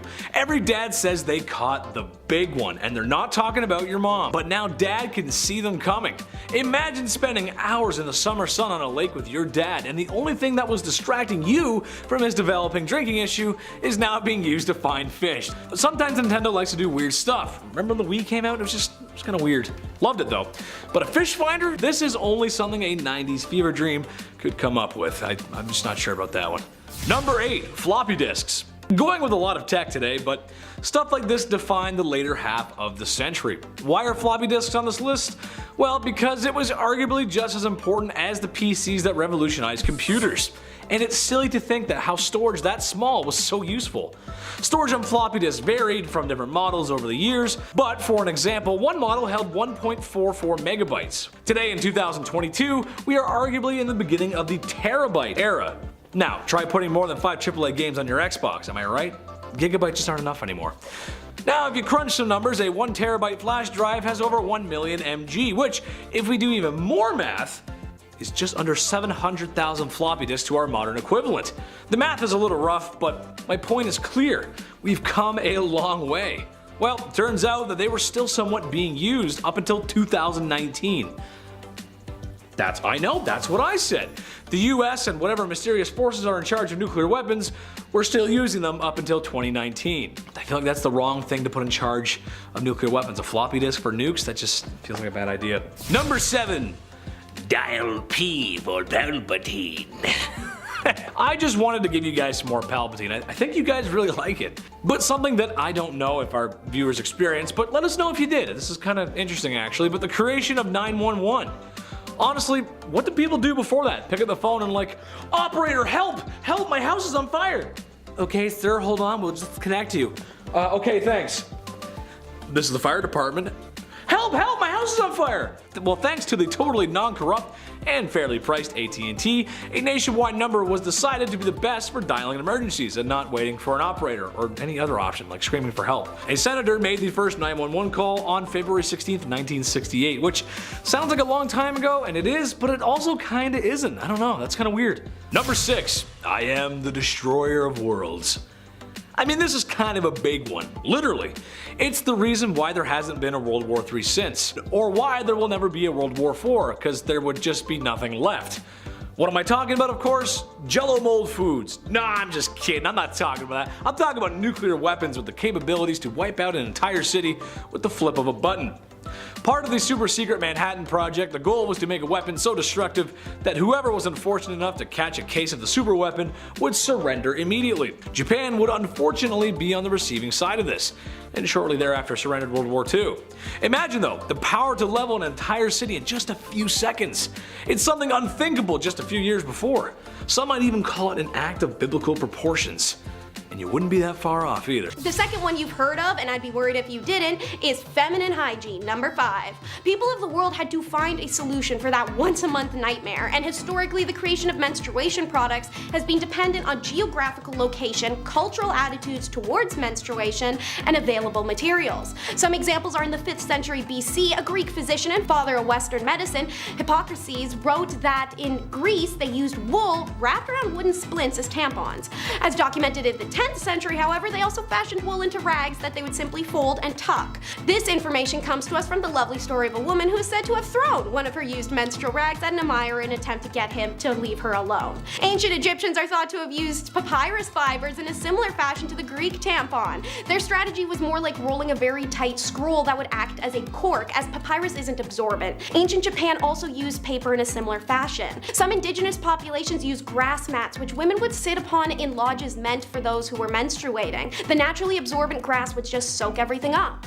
Another popular indigenous style in North America was buffalo skin or moss. And last but not least, in ancient Chinese culture, sand or dried grass was tightly packed and then wrapped in fabric before being used as a pad-like device for protection, although ovular versions of this were made to be inserted in a tampon-like fashion. All in all, just like our last point, multiple cultures conjured up their own solutions for menstruation, and many of them were decomposable. It's not possible to know who made them first as a result, but it's quite obvious everyone had their own answers. Next up is an invention that Mythbusters couldn't even figure out. It's the heat ray, number 4. Greek mathematician Archimedes is one day sat down and dreamed big, and what he developed from that was the heat ray weapon that defied, as mentioned, even the skills of Discovery Channel's Mythbusters to replicate in 2004. This weapon is quite simple. To quote, it's quite literally ranks of polished bronze shields reflecting the sun rays at enemy ships. The ships were moored within the bow and arrow range, and according to legend, the Roman ships burned by the collective condensed sunlight shining from these mirrors. Ship after ship in the Roman fleet caught fire and sank into the Mediterranean. Although Mythbusters failed to reproduce this ancient weapon and declared it a myth, MIT students succeeded 1 year after the MB experiment in 2005. They actually managed to combust a boat in San Francisco Harbor. Sadly, the heat ray, if it did exist in the olden times, did not save Archimedes. The Roman soldiers eventually breached Syracuse's walls, and despite orders from Claudius Marcellus that Archimedes not be harmed, one of the invaders killed him during the sack of the city. And the seismoscope is next up for number 3, and it's the first earthquake detecting tool in history. Yet you wouldn't guess it by looking at this ornate golden dragon festooned toad surrounded vessel from around 132 AD. The basic premise was as follows. When the earth, quakes, one of the dragons, each representing principal directions of the compass, would spit out a bronze ball into the toad's mouth, indicating the direction of the quake. The instrument was said to have detected a 400-mile distance earthquake, which was not felt at the location of the device. But to this day, no one actually knows what's inside the artifact or how it works. If we want to find out, we'd have to quite literally break the thing, similar to the Oxford bells. Some say it could have been a simple pendulum-based system, but the exact science remains a mystery. Number 2 is the iconic Roman concrete. Why is it iconic? Stamina, baby. You can't even breathe near modern day pieces of cement without blowing a damn pothole in the thing. Yet the Colosseum still stands after what's essentially, in my tiny brain, a bajillion years. Why is that? Ash. Not as in it was like ashy, slap some lotion on it, but like actual volcanic ash. Researchers have worked in recent years to uncover the secret of this ancient concrete's longevity, and the secret was in front of their faces the whole time. An article published in 2013 by the University of California Berkeley News Center announced that the university researchers described for the first time how the extraordinary stable compound calcium aluminum silicate hydrate, abbreviated to just CASH, binds the material. The process of making it would create a lower carbon dioxide emission than the process of making modern concrete. Some disadvantages of its use, however, is that it takes longer to dry, and although it lasts longer, it is weaker. Did the Romans add ash intentionally, recognizing, even without all the big sciencey words for it, that it added to the longevity? That's the next thing for scientists to crack. And now, last but never least, is number 1, the flexible glass. Yeah, that's right, glass, but make it flexible. However, there are only 3 ancient accounts of the substance known as Vertrum flexile, and they don't make it exactly clear enough to determine if the substance really existed. The story of its invention was first told by Petronius in 63 AD. He wrote about a glassmaker who presented the Emperor Tiberius, who reigned from 14 to 37 AD, with a glass vessel. He asked the emperor to hand it back to him, at which point the glassmaker, to the shock of the king's court, threw it at the floor. Everyone expected to hear it shatter, but it didn't break. The strange glass only dented, which the glassmaker hammered back into shape quickly. So what did the emperor do to award this amazing god-sent invention? Completely panic, apparently. Fearing the devaluation of precious metals, Tiberius literally ordered the inventor be beheaded, so the secret died with him. Pliny the Elder of 79 AD told this story as well, but he also said that although the story was frequently told, it may not be entirely true. The version told a couple hundred years later by Dio Cassius morphed the glassmaker into some sort of magician. And when the vessel was thrown at the floor, it did break, but the glass maker just magicked it back together. In 2012, the glass manufacturing company Corning introduced its flexible willow glass. Heat resistant and flexible enough to be rolled up, it's proven especially useful in making solar panels. But if that unfortunate Roman glassmaker did indeed invent Vitron Flexel, then he was thousands and thousands of years ahead of his time. Number 10. Steel cage match, brother. Okay, so it's the early 1900s and you're living in a rapidly growing city. Towers are popping up everywhere, and that means that there's less space for you and your baby to play in. Only if there was a way my baby could get fresh air and sunshine. Meet the baby cage. Yeah, a small metal cage with a tiny mattress for your baby. The said metal cage is suspended on your windowsill, making the baby suspend multiple stories above ground level. This is just a great idea. The idea behind this terrible idea was that the babies need fresh air and sunshine. Providing them with such was thought to improve their immune system and make them healthier. Besides the fact that the only thing separating your baby from becoming the worst rainfall event of the month was a thin metal cage. This is a prime example of why every product should be thoroughly tested and thought about before selling. Eventually, these did fall out of fashion, but in reality this wasn't that long ago, which is kind of crazy to think about. Number 9. Nuclear time. A lot happened in the 1900s. I mean, a lot. Couple wars here and there, the TV, the car. It was a busy century. A century full of discovery and invention. One such unusual invention was the radium dial, watches and clocks that were painted with luminescent paint, making the numbers and dials glow in the dark. Trouble with this new invention was the paint being used wasn't exactly safe, as it was made from radium. For the Breaking Bad nerds at home, radium is a highly radioactive element, even more so than the legendary uranium. So when a factory of women eager to get to work were told they were going to be painting watches with radioactive paint, do you think anyone asked for PPE? Truth be told, not everything was known about radium as it was only recently discovered, but what's so unusual is what factories told these women how to paint the watches.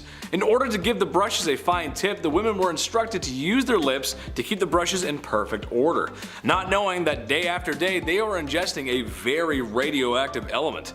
And in some sense of dark comedy, they sometimes had fun and painted their nails and on each other. I mean, it glowed in the dark, it was glow in the dark paint, it was new, it was cool. Over 50 women would become very sick from painting, and 12 sadly lost their lives. Number 8. I'm ready for my close-up.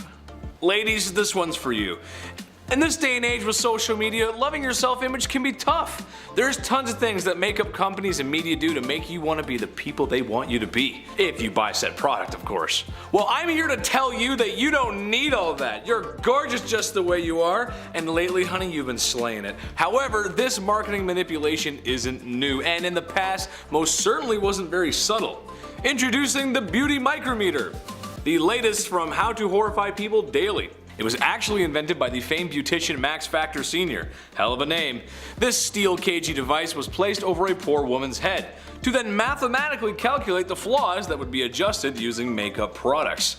Obviously, these are no longer around, and for good reason. I don't even have a joke for that one, that's just weird.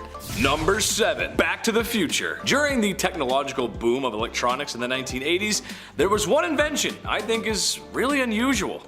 Computers, camcorders, and even home video game consoles were becoming commonplace all over the world. People who are familiar with retro Nintendo consoles are familiar with the likes of Super Mario Bros., The Legend of Zelda, or Contra. You may even remember a certain gaming accessory involving a laughing dog every time you miss a duck. What 80s kids might not remember is the Konami Laser Scope. Similar to Nintendo's Zapper, but with two key differences.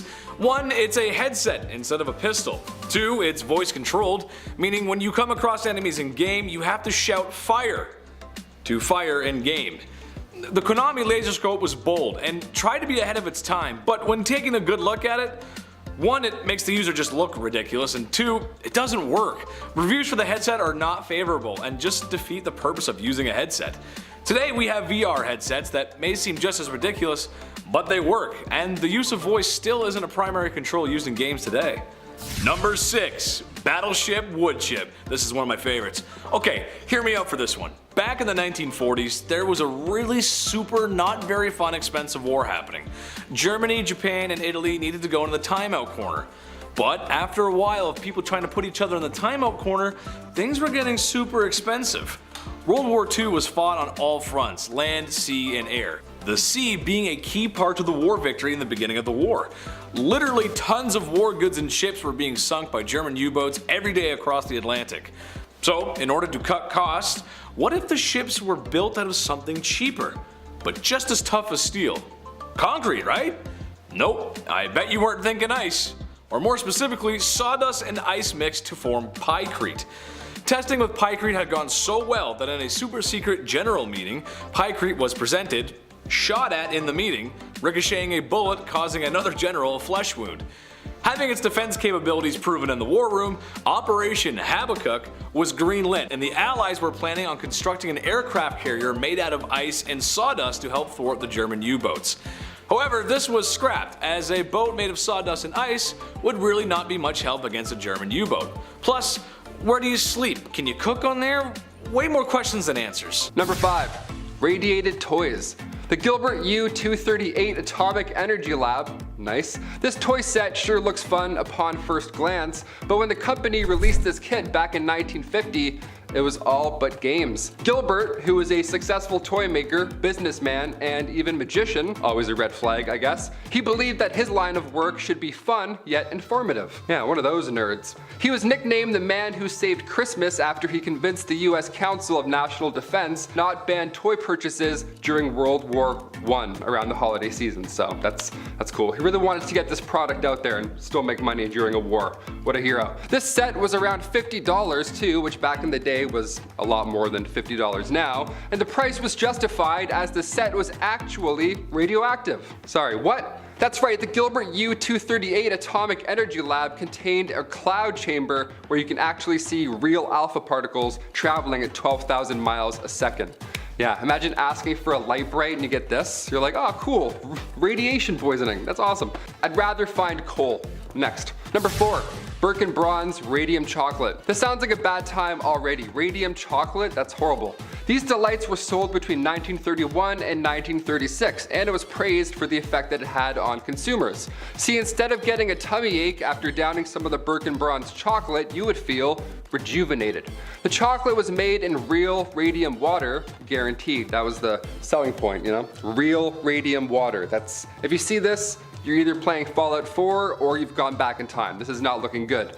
Looking back now at the details that I just provided you, you can imagine the horror stories that slowly began to spread over these new delicious treats. It's the holidays, you know, you gotta be careful. Lindor always messes me up. That's a bad one. Lindor and radium chocolate both really upset my tummy. Number 3, mood rings. I'll admit it, these blew my mind at one point. I was 4 years old and I could not understand the science behind a mood ring. I was relying on these things every single day. The mood ring was a 70s invention famous for, of course, its changing appearance. How does he do it? Nobody knows, right? That's the magic of it. Joshua Reynolds and Maris Ambatz were the moody masterminds behind the whole fad.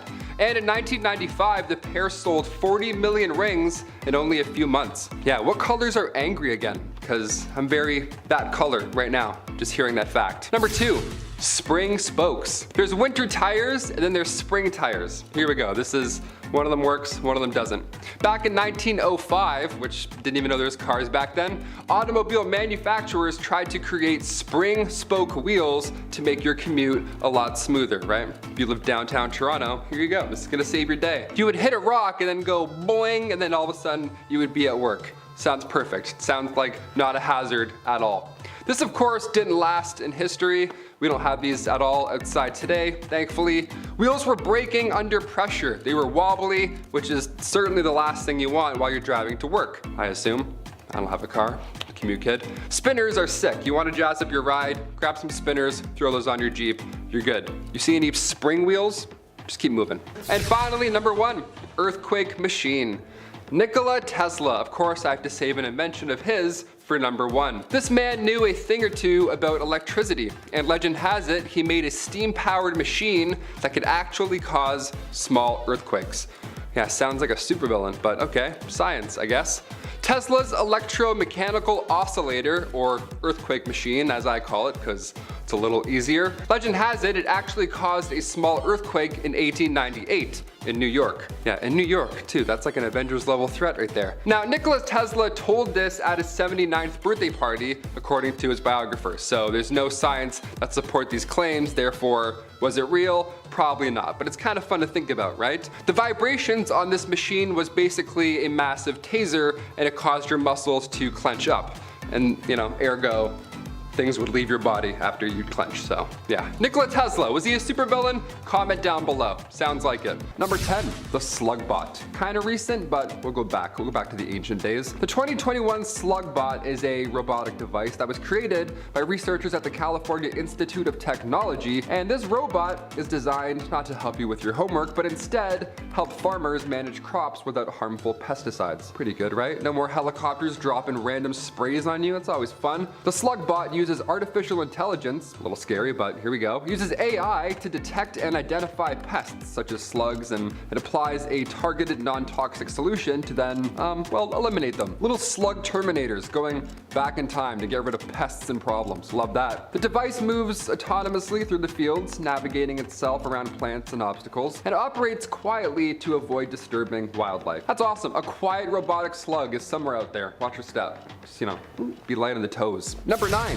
The BitBite. The BitBite is it's technology designed to improve eating habits and promote a healthier lifestyle. Again, I'm not sure I'm going to use this one. I like just eating chips without any voice in my head telling me to stop. That's how I like them. Dill pickle, see you later. It's a small wearable device that clips onto your earlobe, and it monitors eating behaviors in real time. It tracks the number of bites, the speed of your eating, and the duration of meals, providing instant feedback and coaching you right there in your earlobe to encourage mindful eating habits. So while you're eating, it'll be like, slow down. You're like, well, good call. Thank you, Siri. That's good. BitBite also integrates with a mobile app, of course, right? You got to connect it all, which allows users to set personalized goals, track your progress, and receive personalized recommendations based on your eating patterns. You're like down today, he's like, I think it's burger day. I think it's definitely a burger day. With its advanced sensors and AI algorithms, BitBite has the potential to revolutionize the way that we approach nutrition and healthy eating without it being, you know, boring and all charts and labels and stuff. Now it's just a voice, a literal voice in your ear telling you, don't eat that.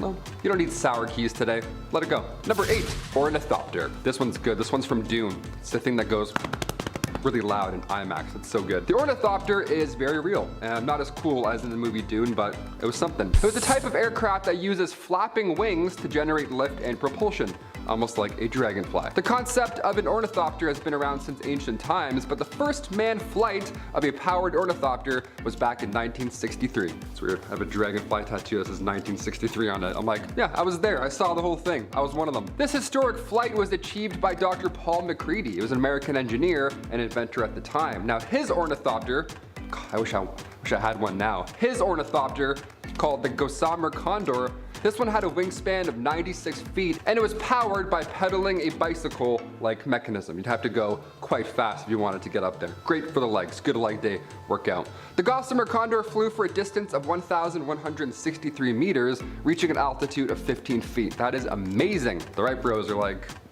we can't beat that, but we'll try. We'll definitely try. Number 7, newspapers. We still have newspapers around. We still have some people hucking them on your doorstep, I guess, if that's still a thing. Haven't seen that in a bit. I feel like we're on the last leg with newspapers. You know what I mean? They had a decent run though, okay? To be fair, they've been around for a while. What do they got? 131 BC to wherever iPhones were invented? That's not a bad go. That's not bad at all. 131 BC to iPhones. That's not a bad run. That's pretty good. In ancient times, daily acts and events that were often recorded and disseminated through newspapers known as acta diurna, or daily acts, also known as newspapers. These newspapers were introduced during the Roman Empire around 131 BC, and it contained news and accounts of daily events such as public speeches, trials, and ideally military victories. The newspapers were written in Latin, and they were posted in public places for citizens to read. They were an important source of information for citizens in Rome, and in fact, they were the only form of communication back then, so it was important. It was like an audition. As soon as the list goes up, as soon as that paper's posted, everyone rushes over to take a look. What happened? Who died? Who was it? The tradition of daily newspapers, of course, continued in various forms throughout history, eventually evolving into our modern day newspaper industry.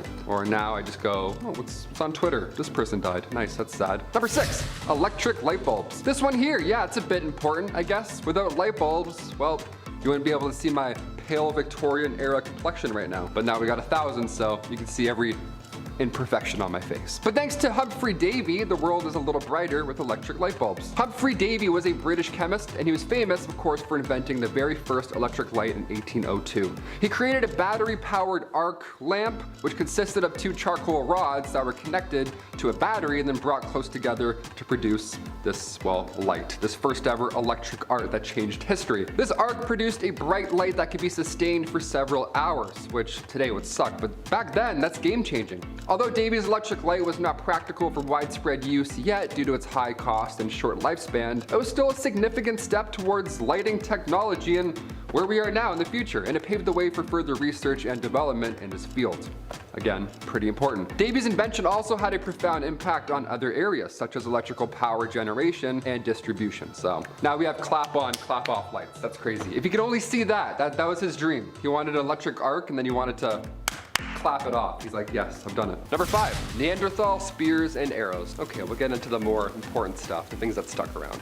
Sure. Perhaps one of the most vital inventions of all time, one we for sure still use today. Arrows and or spears. They were a necessity when it came to hunting back then. For people in the Stone Age, all they needed was wood, really. Then they'll just do the rest. So impressive. So what they would do is they would carve a leaf shape or a triangle at the tip of this wood, and they were used mainly by riders or barefoot hunters. But when it came to hunting, well, you didn't want to get too close to your prey or else, the wrong team would be claiming victory and eating the other for lunch. So their solution here was to throw these spears or make really tiny ones. Yeah, you can either javelin something really hard or hang back a bit and shoot some arrows into some animals' knees. The latter is a bit more safe. The oldest bows in history are from 9000 BC. They're the home guard bows and they're found in Northern Europe all the way from the Mesolithic period. The oldest spears, however, they come from Germany about 400,000 years ago. They're actually the oldest wooden artifacts in history.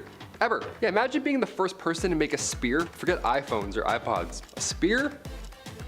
Humanity. Look at this. I made it. Number 4, penicillin. Also a pretty good invention, I'll admit. This one's pretty great. Sometimes miracles happen when nobody is looking. Alexander Fleming discovered penicillin back in 1928, but at the time he was actually studying Staphylococcus bacteria that causes infections and boils. But right before Alexander left for a 2-week vacation, he left a petri dish with some of that Staphylococcus on the table, rather than stored away in an incubator like he should have. Now, during this time off, a penicillium mold spore just drifted in there through a window or the lab stairwell. Some Horton Here's a Who type commute, whatever, got in the room somehow, some way, and the temperature of the room and the lack of one Alexander Fleming allowed for the mold to settle, fight back, and prevent that bacteria from growing furthermore. He discovered when he got back this antibacterial substance was only produced by strains of penicillium.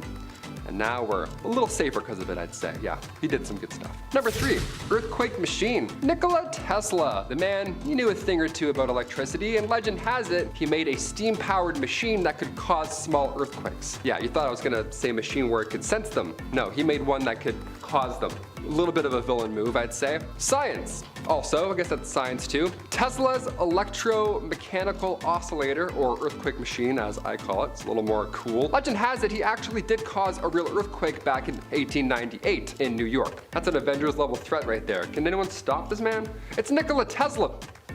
Do we stop him? Do we let him go? I don't even know at this point. Tesla told this at his 79th birthday party, according to his biographer. And there's no science that supports these claims, but they're quite fun to share. Apparently, he had a machine that made you, out of your, in your pants. There was a machine that made you, and then you, and then you had to clean up some stuff. The vibrations on this machine was basically a massive taser, and it caused your muscles to clench up. So in other words, you had to change your pants if you use this one. He's a villain. This guy's a villain now that I'm saying this out loud. Number 2, Neanderthal flutes. Yes, music. Where did music come from, right? Music's been in the air for quite a long time, and Neanderthals enjoyed a flute every now and then, it seems. They weren't playing We Three Kings, but they were making music, or some sort of sound, as early as 50,000 years ago. The first instrument known to man was most likely our vocal cords, but the second one were the flutes of Gist-and-Clouster Cave. They're the oldest musical instruments that have ever been discovered. They were made from bird bone bone and the ivory of a mammoth. So if that's any indication of how old they are, they made music out of mammoth ivory. Mammoth, the thing that's extinct. And I still can't even sing. Look at that. And finally, number 1, Neanderthal glass. Perhaps the most impressive. This has been on my mind for a while. Imagine making glass for the first time. You would have thought that you were a wizard. I watch glass blowing shows now and I think that they're wizards. It looks like wizardry. It's crazy. The guy that blows the air into it,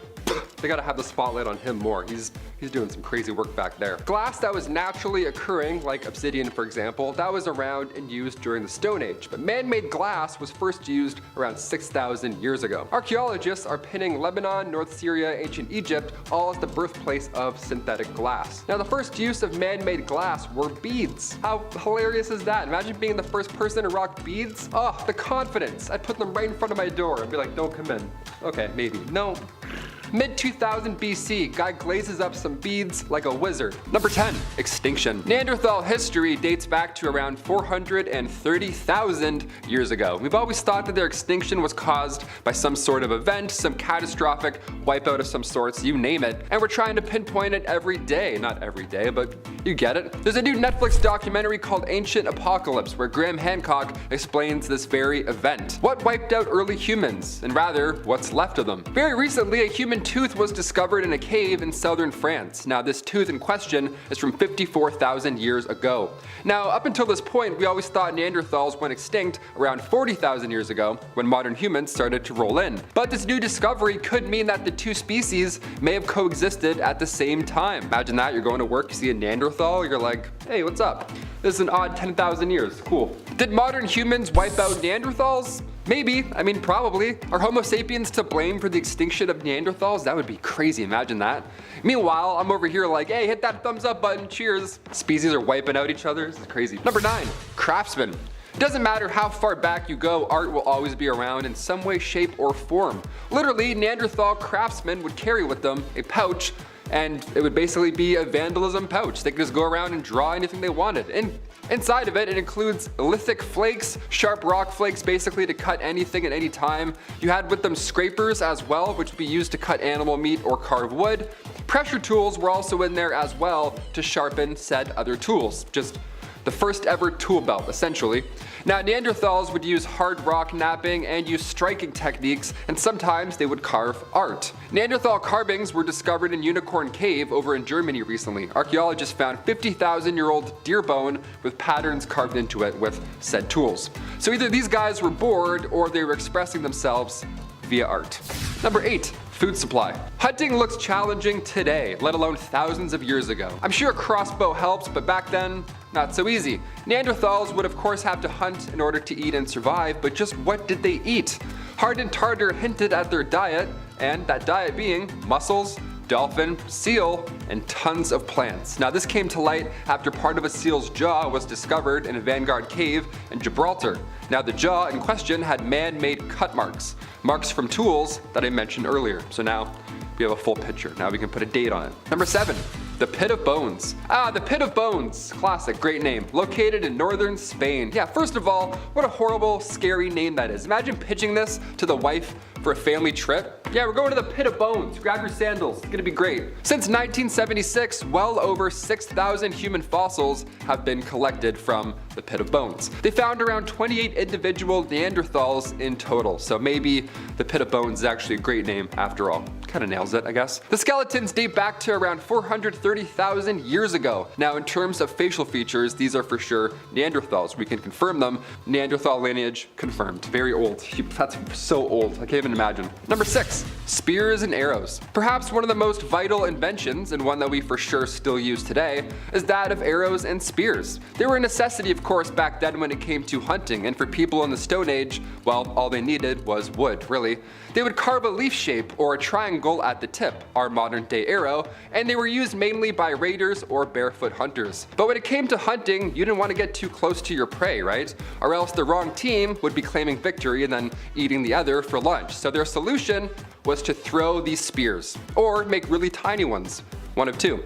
You can either javelin somebody really hard or hang back and, just shoot a big dude with an arrow. One of the two. It's gonna be a lose-lose probably.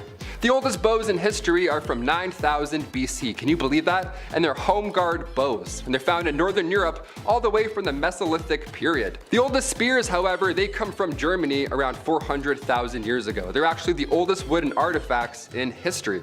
Imagine being the first person to make a spear. Forget iPhones. A spear? Buddy, you're a genius. Number 5, the go-go pillow. Okay, here's a scenario. You just sit down after a long day of work or school. You start flipping through TV stations and then you see an infomercial with a dad sitting down on his couch after a long day and he's trying to use his iPad, but it's out of his baby boomer capacity. That happens with technology sometimes. My mom, she needs help. So then a happy narrator introduces the go-go pillow, the comfy pillow that helps you relax with your iPad. It has like 4 extra flaps of fabric to hold dad's iPad in. It holds it in place so that he can watch History Channel in peace. I would just like to argue that any pillow with extra flaps can achieve this. You don't really need this pillow, and really anything can hold it in place. This or anything with small grooves, it's all you need to hold your iPad. Also, your hands or your arms. I mean, I'm lazy, but even I can still use that. Come on, Dad, stop, come on. Number 4, zoomies. The powered glasses that act like binoculars, perfect for bird watchers, hunters, concert goers that are stuck in the nosebleeds, grandma doing her needlework, or grandpa when he can't see the TV. Even though I swear old people can see, it's more of a hearing issue. Every old person I know, it's more, what did you say there, boy? A silly looking pair of glasses that promises enhanced vision, and in reality, well, they were just thick black glasses that not only looked ugly, but also according to user reviews, don't really work that well. And when the enhanced zoom feature is being used, the image is blurry, almost like as seen on TV products only work on TV and don't do what they say on the box at home. Number 3, the better marriage blanket. We've all been there. It's late at night. Husband and wife are getting ready for bed. That's when the man of the house in all his handsomeness rolls over and lets one rip with a thunderous cheek clapping wind. Gross, dude. Not like I'd ever do that, right, Chris? Not only did he just ruin the feng shui of the nightly reading, but he also let the stench in the sheets. Ugh, gross. Well, not anymore. With the better marriage blanket that claims it's made with the military technology to help sift out a husband's, barbecue beer flatulence. As much as wives, girlfriends everywhere would be throwing money at a product like that, it doesn't really work that way. The truth of the matter is, some men, husbands, and fathers have superpowers, and no bedsheet ordered with a bad credit card is going to fix that. Number 2, ShamWow. Does this really need an introduction? In the late 2000s, you couldn't go anywhere without seeing Vince the ShamWow guy, earning fame as the orange rag that cleans up all messes at car and boat shows. Eventually, it earned a commercial that seemed to play non-stop, or at least from my memory it did. A towel that can seemingly clean up any mess, water, juice, cola, wine, and grab it right through the carpet with a simple pat. It's very simple, very beautiful. One for the house, one for the RV, and one for the boat, said middle class America. Too bad it wasn't enough to clean up the legal mess that Vince the ShamWow guy got himself into. Uh-oh, where's the OxyClean when you need it?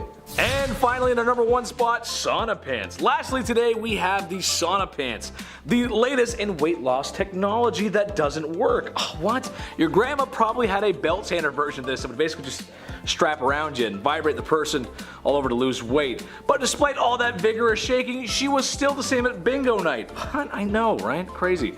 Well, the sauna pants boast the same thing. You sit back, relax, and let the sweat do the work. A ridiculous looking pair of pants that has to be plugged in. Sizes don't fit all, which is kind of silly. If people are trying to lose weight, you'd think there would be bigger sizes. Not that I want a pair or anything.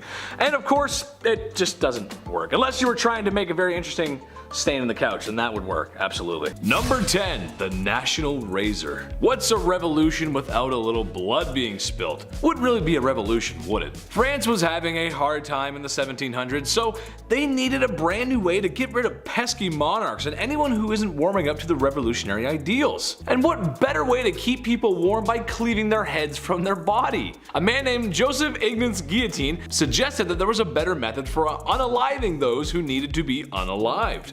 A common misconception is that he invented the guillotine, but rather suggested its implementation, where his name would become synonymous with such a terrible device. Basically, you got a wood frame with a hole for your noggin and a large angled blade. Blade drops down from frame and removes the head of state from the governing body, which isn't just a clever joke, as that's what happened to the last king and queen of France.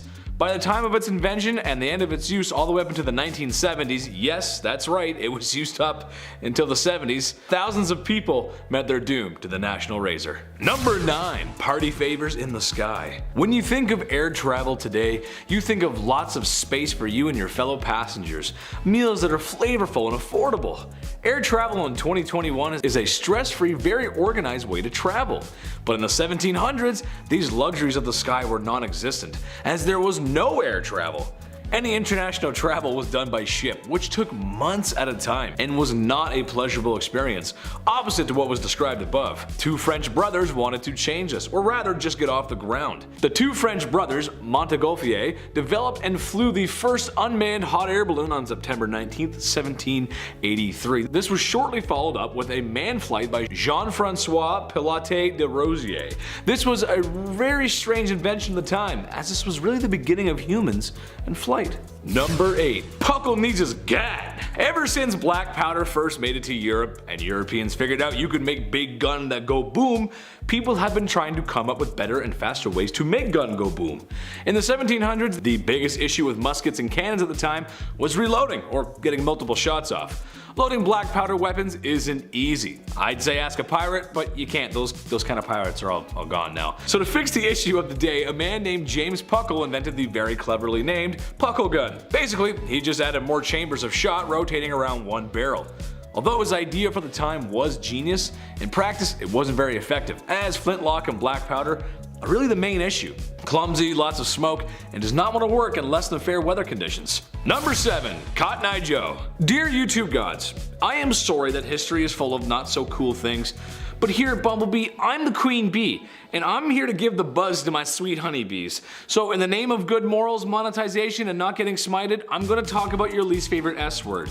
Back in the 1700s, America was chillin'. They just beat Britain in a war, which alone could be its own video. They were starting to build their own country, particularly in these southern colonies, using forced unpaid labor that you can't leave. Oh, and your boss can do heinous things to you because he owns you. Their economy was agricultural based and stayed that way for a long time. Tobacco being the number one crop at first, cotton was still grown but wasn't as popular due to the processing of cotton being a very labor intensive and difficult process. This was until Eli Whitney's cotton gin, invented in 1794. The cotton gin was a machine that quickly removed seeds and processed cotton, making cotton a very valuable crop since, you know, the people harvesting the cotton are YouTube's least favorite S word. It's a brutal unpaid workforce. Now that it was profitable, cotton boomed and the South became very wealthy. While not exactly the main reason, the South getting rich off Whitney's design and did somewhat create a divide between the southern states and the northern states, eventually leading to the Civil War. Also, apparently plantation owners didn't pay Eli for his machine and he went broke.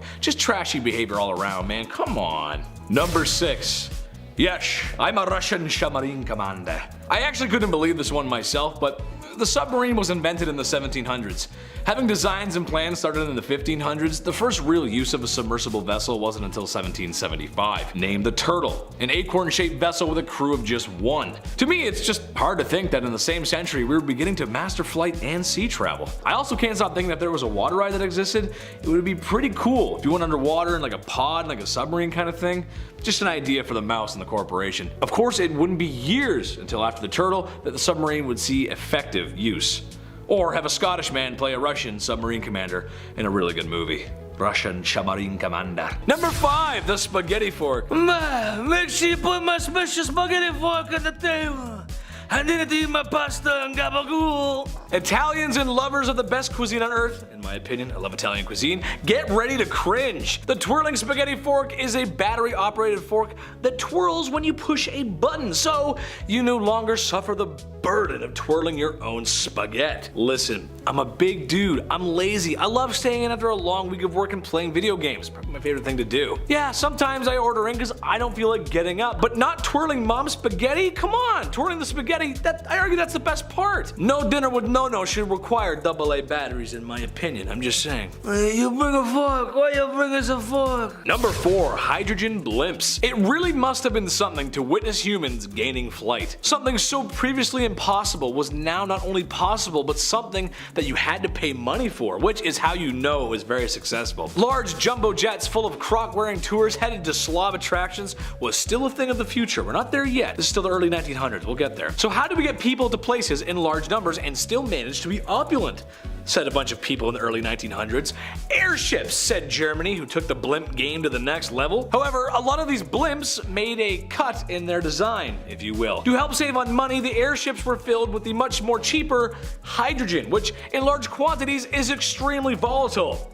The Hindenburg is a great example. Well, we could fill it with a safe fuel, but it's really expensive, but we could fill it with the fuel that could destroy the whole thing, and that's like 10 times cheaper. Well, fill it with that then, why would you not? Number 3, flying car. Maybe it's because we love the idea of breaking new ground, setting precedents, or we really just want to live with the Jetsons. It was a cool cartoon. The Mizar flying car was designed by a group of engineers in the early 1970s, using the very famous Ford Pinto, like previously mentioned, because, well, it sucks on the ground, so it's gotta be good in the sky, right?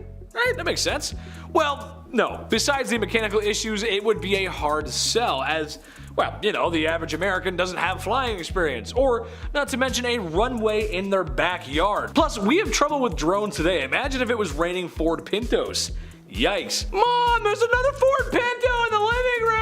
It wouldn't go very well, would it? No. Number 2, the pet rock. This one's so stupid. It's just a rock. Legit, that's all it is. A fad about buying a rock and naming it. Oftentimes including those little googly eyes to make you believe it's alive, because yeah, okay. It's a ridiculous invention, it has no use. However, what it actually is a lesson in great marketing. Something weird enough that can be marketed quite easily, sold at an affordable price, and something that is already familiar with the people everywhere.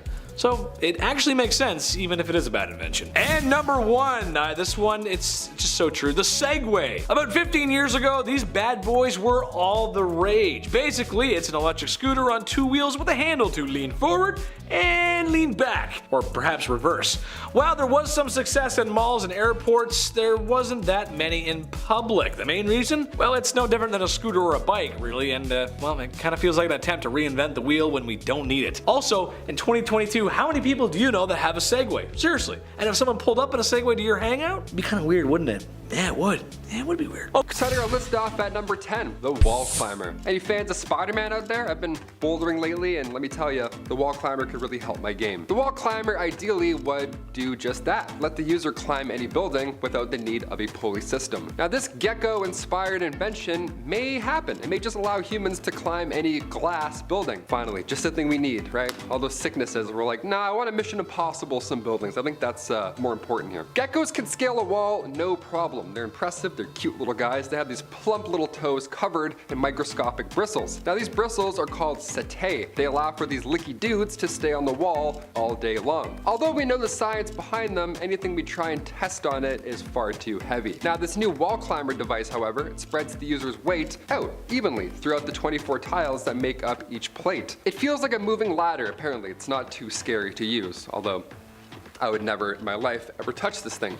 Terrified of heights. That would trip me out. I can't even rock climb without shaking right now, let alone scale a building with gecko gloves. No thank you. Could you do this? I don't know. I've seen Mission Impossible movies and I'm like, I could do that. I could never do that. Number 9, underwater breathing. Every time I'm watching a movie and the main character is underwater, I have to participate. I have to also hold my breath as well, you know? You're not alone, Tom Cruise. I'm also underwater with you right now. Let's do this. Let's get out of here. We've all wanted an underwater breathing apparatus at some point. We've seen it in Spy Kids or Star Wars. We grew up thinking, hoping that this was gonna happen. And maybe we're finally here. We're close, at least. Triton claimed that their artificial gills could let us breathe underwater for 45 minutes straight. The deepest you could go right now is around 15 feet, which, I mean, all things considered, not bad. This product was set to launch in 2016, but they had to refund its users, so it didn't work, but we're close. we're pretty close. Number 8, the running jetpack. Are you looking to shave exactly 20 seconds off of your mile time? Well, I have the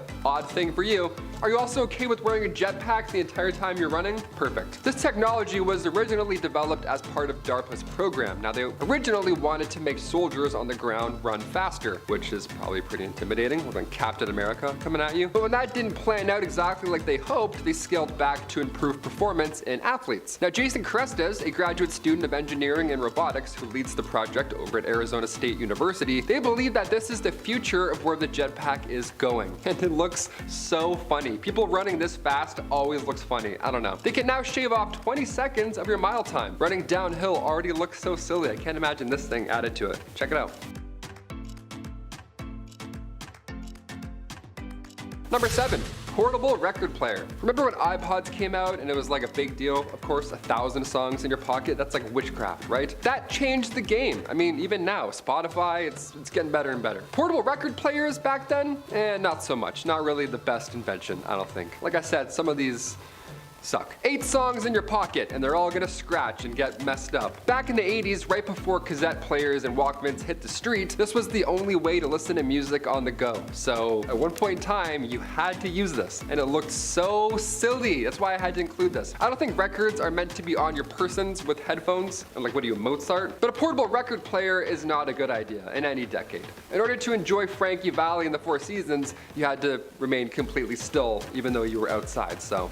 It wasn't really portable. It was just, you had to stay still. That would suck. How do you dance with that? You're like, ooh, I really want to move, but I can't, or else I'll ruin the party. Number 6, radiated toys. Yeah, don't put this one on your wish list next year. The Gilbert U238 Atomic Energy Lab Set. Here we go. It sure looks like fun, doesn't it, upon first glance? Is that or an Xbox? What's it gonna be? But when the company released this kit back in 1950, it was all but games. Now Gilbert, the Gilbert, who was a successful toy maker at the time, even a businessman, even a magician, he believed that his line of work should be fun yet informative, right? Kind of like Bill Nye. He's fun. He'll swear every now and then. He'll mix it up, make it aggressive for no reason. He was nicknamed the man who saved Christmas right after he convinced the US Council of National Defense to not ban toy purchases during World War I around the holiday season. So, man who saved Christmas, for sure. He's like, please continue selling during this war. I really would like that if we kept selling things and I made money. Thank you. Christmas, the Lord giving. Great. This set also wasn't cheap. It was around $50, which back in the day was more than $50 now. The price was justified as the set was actually radioactive. That's right, the Gilbert U238 Atomic Energy Lab contained a cloud chamber where you could actually see real alpha particles traveling at 12,000 miles a second. Yeah, how fun is that? You ask for a light bright, mom gives you this, you're like, guess I'm moving out. Number 5. I'm coming out of this hole, partner. We enjoy many luxuries in the 21st century. Warm houses, everyday appliances, and the freedom to shout profanities at strangers on the internet you slightly disagree with, but you give them the business anyway because it's been a bad week and you deserve it. But probably what we should all be thankful for is modern medicine. Back in the 1800s, it just wasn't where it is today. A great example of that is safety coffins. A truly grim situation. A medical doctor has declared you dead, and now you are being buried alive. Have no fear, friends, because you had enough money for a safety coffin. The coffin contained a device or means of various designs, which was to alert the living of your mistaken burial and hopeful resurrection. The very rational fear of being buried alive most likely was spun from fiction and news at the time, with the occasional case happening here and there. However, I'm of the opinion it should be a never ever kind of thing. Yeah, no thanks. Number 4. Your bad hair day has just been terminated. Oh, to live in a time of industrial revolution where machines go and go. I'm sure that all this heavy industry won't enable bad practices of corporations and usher in the destruction of our environment. Pfft, no sir! This is the age of machines, and if machines can help with one thing, it most certainly can aid in another. May I introduce you the rotary hairbrush?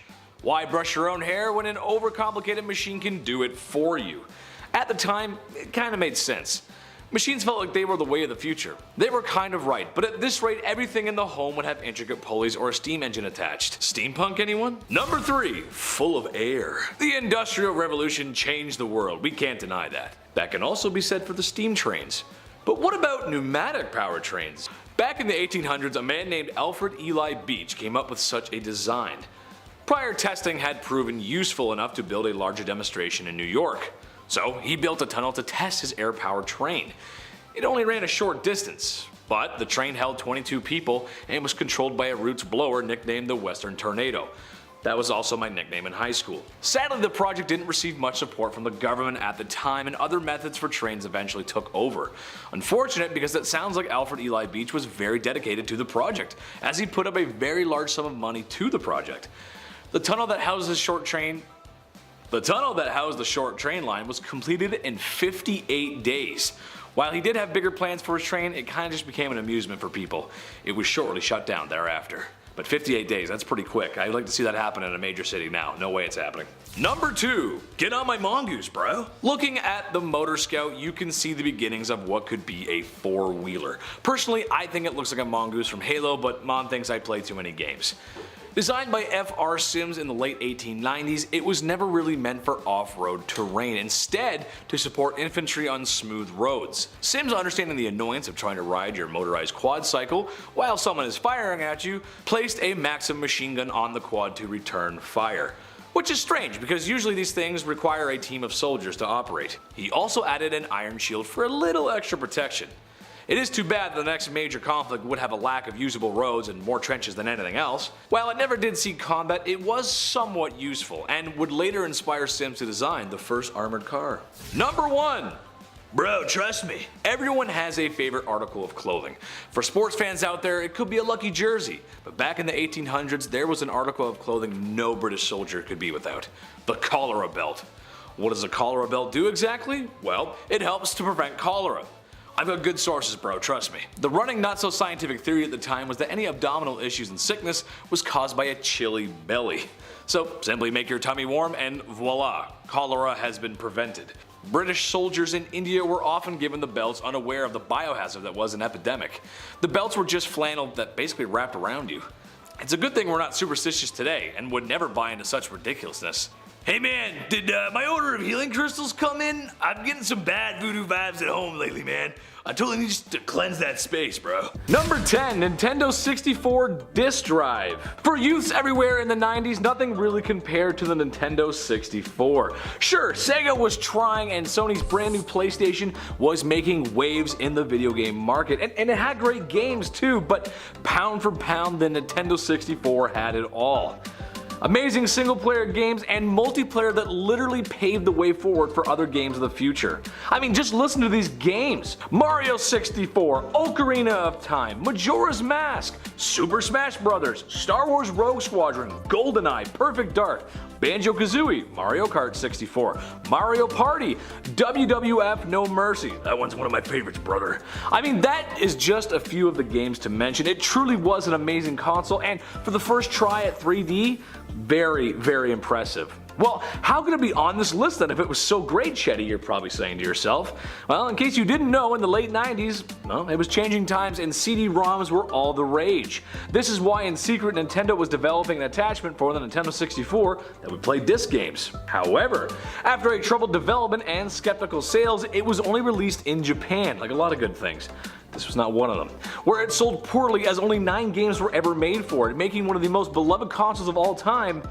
Well, it left it with an ugly blemish on its legacy.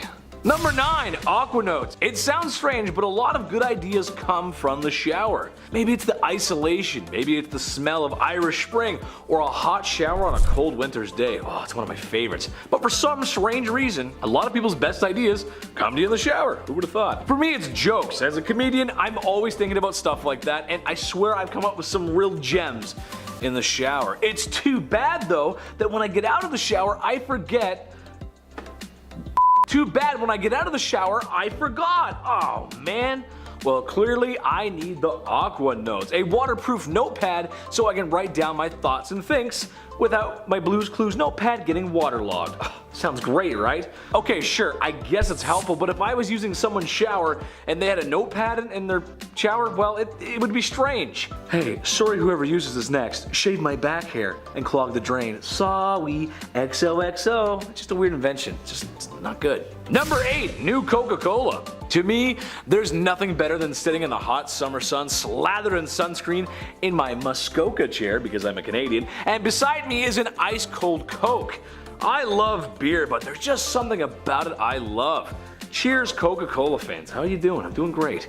Now, I like the original recipe the most. However, cherry and vanilla are great. I'm just a vanilla guy. During the 1980s, Coke made a bold decision and released a new Coke formula. It was a bold decade, so, had to make moves. In 1985, the new formula made it past testers, but when it reached the public, there was literal public outcry to bring back the old stuff. The good stuff. Only a few short months later, shelves are restocked with classic Coke, bringing back the old formula, which may have also been a genius marketing technique. Number 7. Red dye number 2. My mom was not the best cook on planet Earth. That's just the truth. However, hold on, everyone jumps all over me. Her baking was out of this world. Cookies, banana bread, cupcakes, Yorkshire puddings. I had to stay quiet during that one. She said they'd never rise if I didn't be quiet. You name it, Mama Chetty, she made it great. She used all kinds of ingredients, except for anything with red dye number 2. She always said it wasn't good for me, partially because I was, well, a little tanky kid and hyper, but also because during the late 70s she was told that a certain red dye number 2 was extremely harmful. Some scientists believed it was carcinogenic. The red dye was in a lot of stuff, plus who can blame them with a mouth-watering name like red dye number 2? I want some just thinking about it. M&Ms were so concerned with the rumor that they removed red from their palette of colors for a whole decade. Maybe mom was onto something. Number 6. Sega Genesis add-ons. While the Nintendo 64 disk drive was ridiculous, the Sega Genesis add-ons were 100% ludicrous and way worse in my opinion. Mainly with 2 key add-ons, the Sega CD, which saw more use than the Nintendo 64 disk drive, with such classics like Night Trap, which I'm not even sure what to classify that game as. It's a sleepover, and you got there's cameras, there's burglar. It's weird, I don't know. But besides that cult classic, there really isn't anything on there. There was also the 32X add-on that works with all your 16-bit Sega games, but also can enhance and has a select library of updated games for the 32X or 32-bit era. Sega was trying to keep the Genesis alive, and with those sales, you can't blame them. Sonic sells, baby. However, without a total support of these add-ons, lack of games, and being sold separately, it just wasn't as popular as, well, the regular Genesis or as Sega would hope it to be. Also, not to mention, each add-on had to be separately powered, so that's 3 AC adapters you gotta plug in just to play on the couch with friends. Too much, dude. Too much. Number 5. Only us humans. Human beings, smart, intelligent, loving creatures, right? Well, the ones I like to be around are, and I hope the ones around you are too. Okay, where am I going with this? Well, I think we can all agree that war sucks, right? Look at Ukraine and Russia right now. What I think a lot of people don't think about is war logistics, what goes into a war effort. Every bootstrap, backpack, and bullet fired has to be counted and shipped. The weirdest thing, or perhaps the worst thing that we've done, is mass produce small arms. The Automat Kalashnikov needs no introduction. You've seen it in movies, games, and all over the news in the last 60 years. An effective, cheap, and reliable tool that's the backbone of insurrections across the world and probably will be for many years to come. The point I'm trying to make is that we can create and make such beautiful things, but so much time has gone into destroying one another. Kalashnikov is unfortunately really good at doing that. In some black markets of the third world countries, they go for as little as $100 US. It is estimated that of every firearm ever made, 1 in 5 is a Kalashnikov. Number 4. I wanted one. It should come as no surprise that my persona is that of a lumberjack. I like relaxing after a long day. I'm big and I like beer. That's how it goes. While certainly not the manliest man, you'd never find me at a My Little Pony convention. I'm just not going there. Where am I going with this? Well, if you were a young girl growing up, there's a chance you had an Easy Bake Oven. Yes, that's right. I, Big Ched, wanted an Easy Bake Oven, but as a young man, I was embarrassed to have pink. I mean, come on, I can't have pink. It's pink. Even though now I'd be totally fine with pink. I like pink cars. I think they look cool. I was a tubby kid and just wanted some brownies with icing. Can you blame me? No, you can't. However, there is something about giving your kid a little oven that's, well, strange. There's no way I should have been given anything sharp, let alone an oven. Yes, I know they're pretty safe, but still, it's a weird concept and weird thing to bring up in the boardroom for an idea. Guy walks in the room and he's like, kids, ovens, fires, put them together. What do you got? $1 million idea, let's go. Number 3. Didn't sell very well, boy. I doubt many people would remember this, and in Nintendo's defense, they usually know what they're doing. sometimes. I know I'm talking about gaming stuff again, but besides making you guys laugh, it's like the only other passion I have, man. The Virtual Boy. I wouldn't expect many to have seen it since the sales were so poor, since the console was so poor. The Virtual Boy was a 32-bit portable console that was basically a headset, except, you know, there's no straps to put it on your head, but a stand so you can play games while you sit or while you're prone.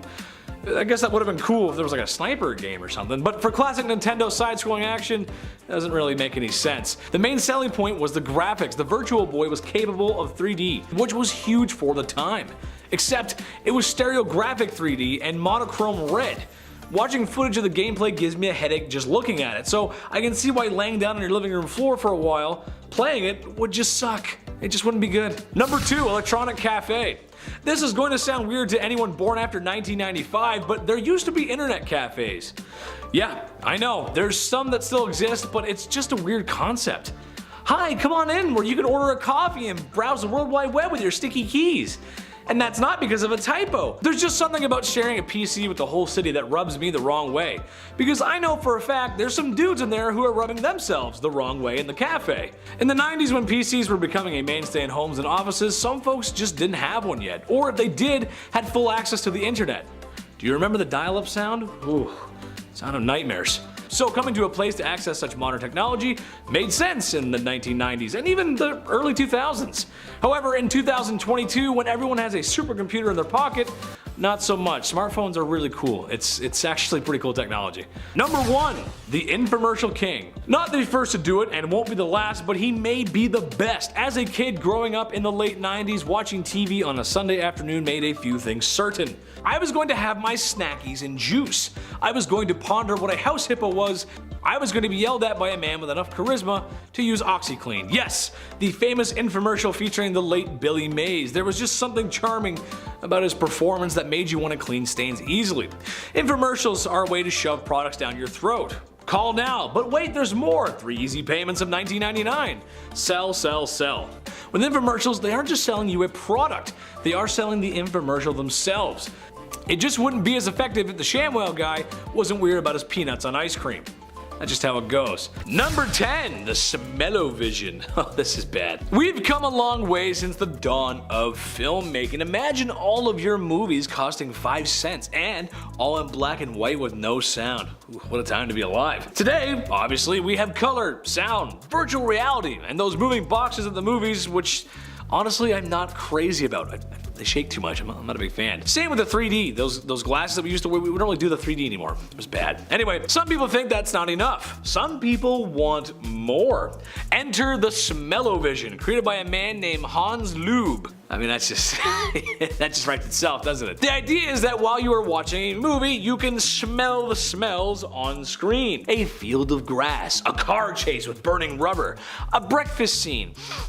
My issue is what happens if I leave the Smell-O-Vision on and I fall asleep on the couch and reruns of Dirty Jobs comes on? Ooh, yucky. Or better yet, you guys have a Smell-O-Vision and you're watching my bloopers. Uh-oh, stinky. That wouldn't be very good, would it? Number 9, the Virtual Boy. This one's just crazy. I doubt many people would remember this, and in Nintendo's defense, they usually know what they're doing. Well, most of the time.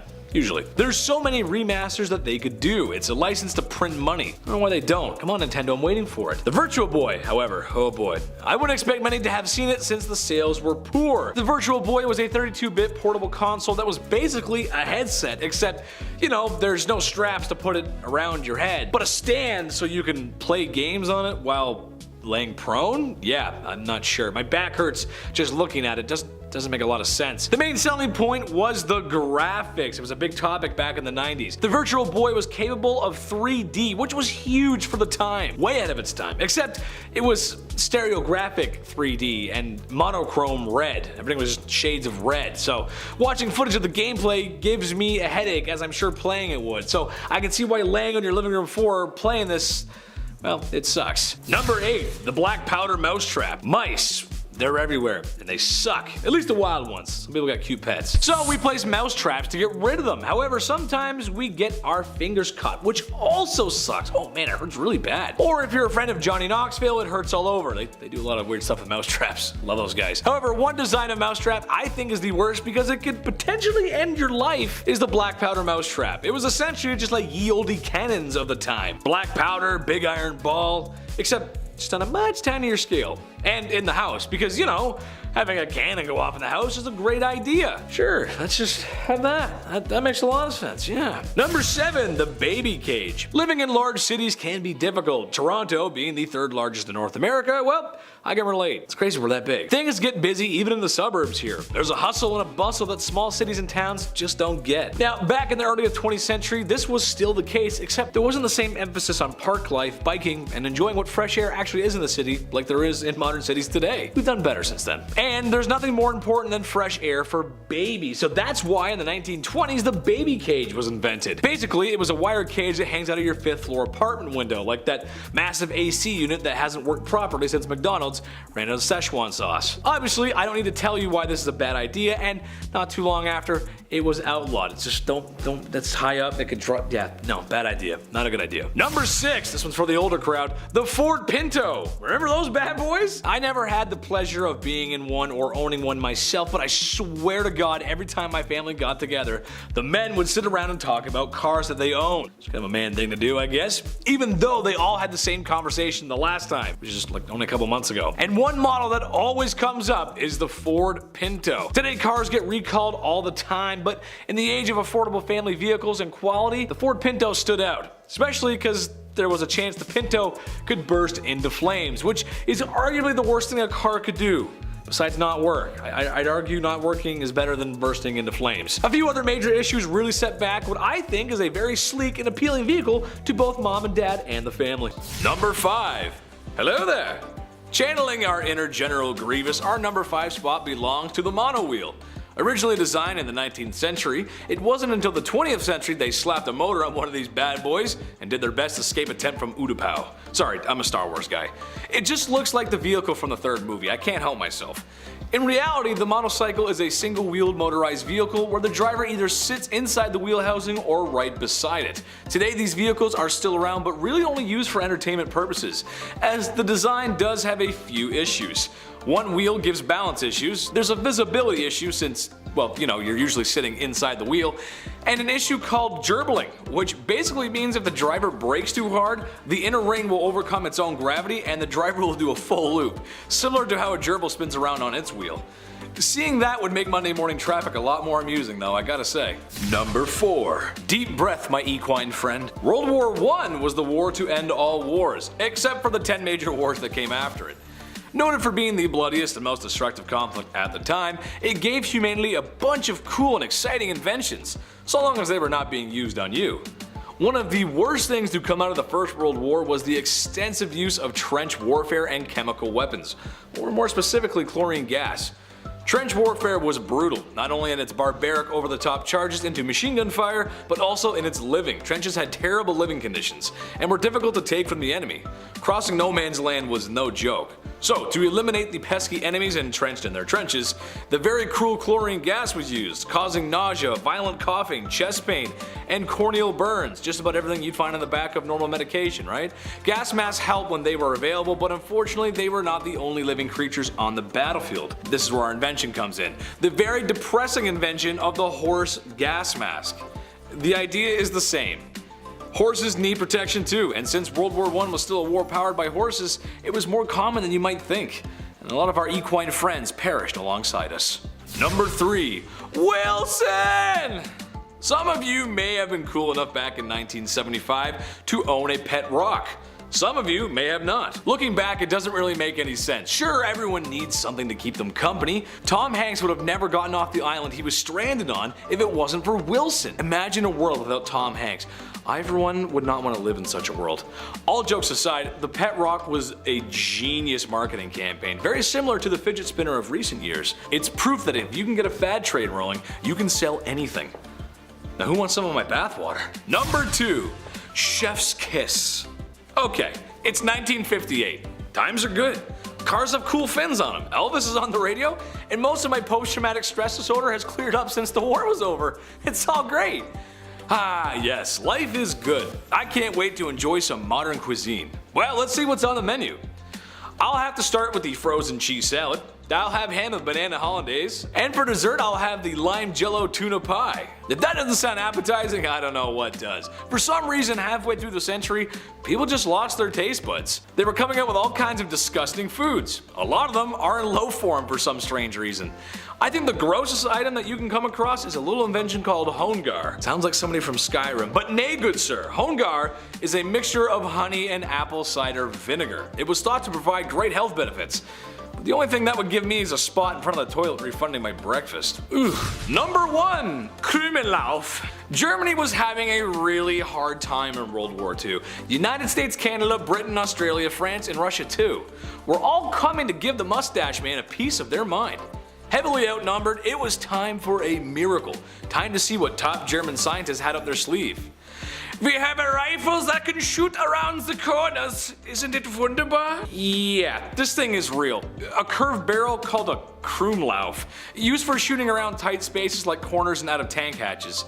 During the waning years of the war, Germany was coming up with all kinds of crazy inventions to turn the tide.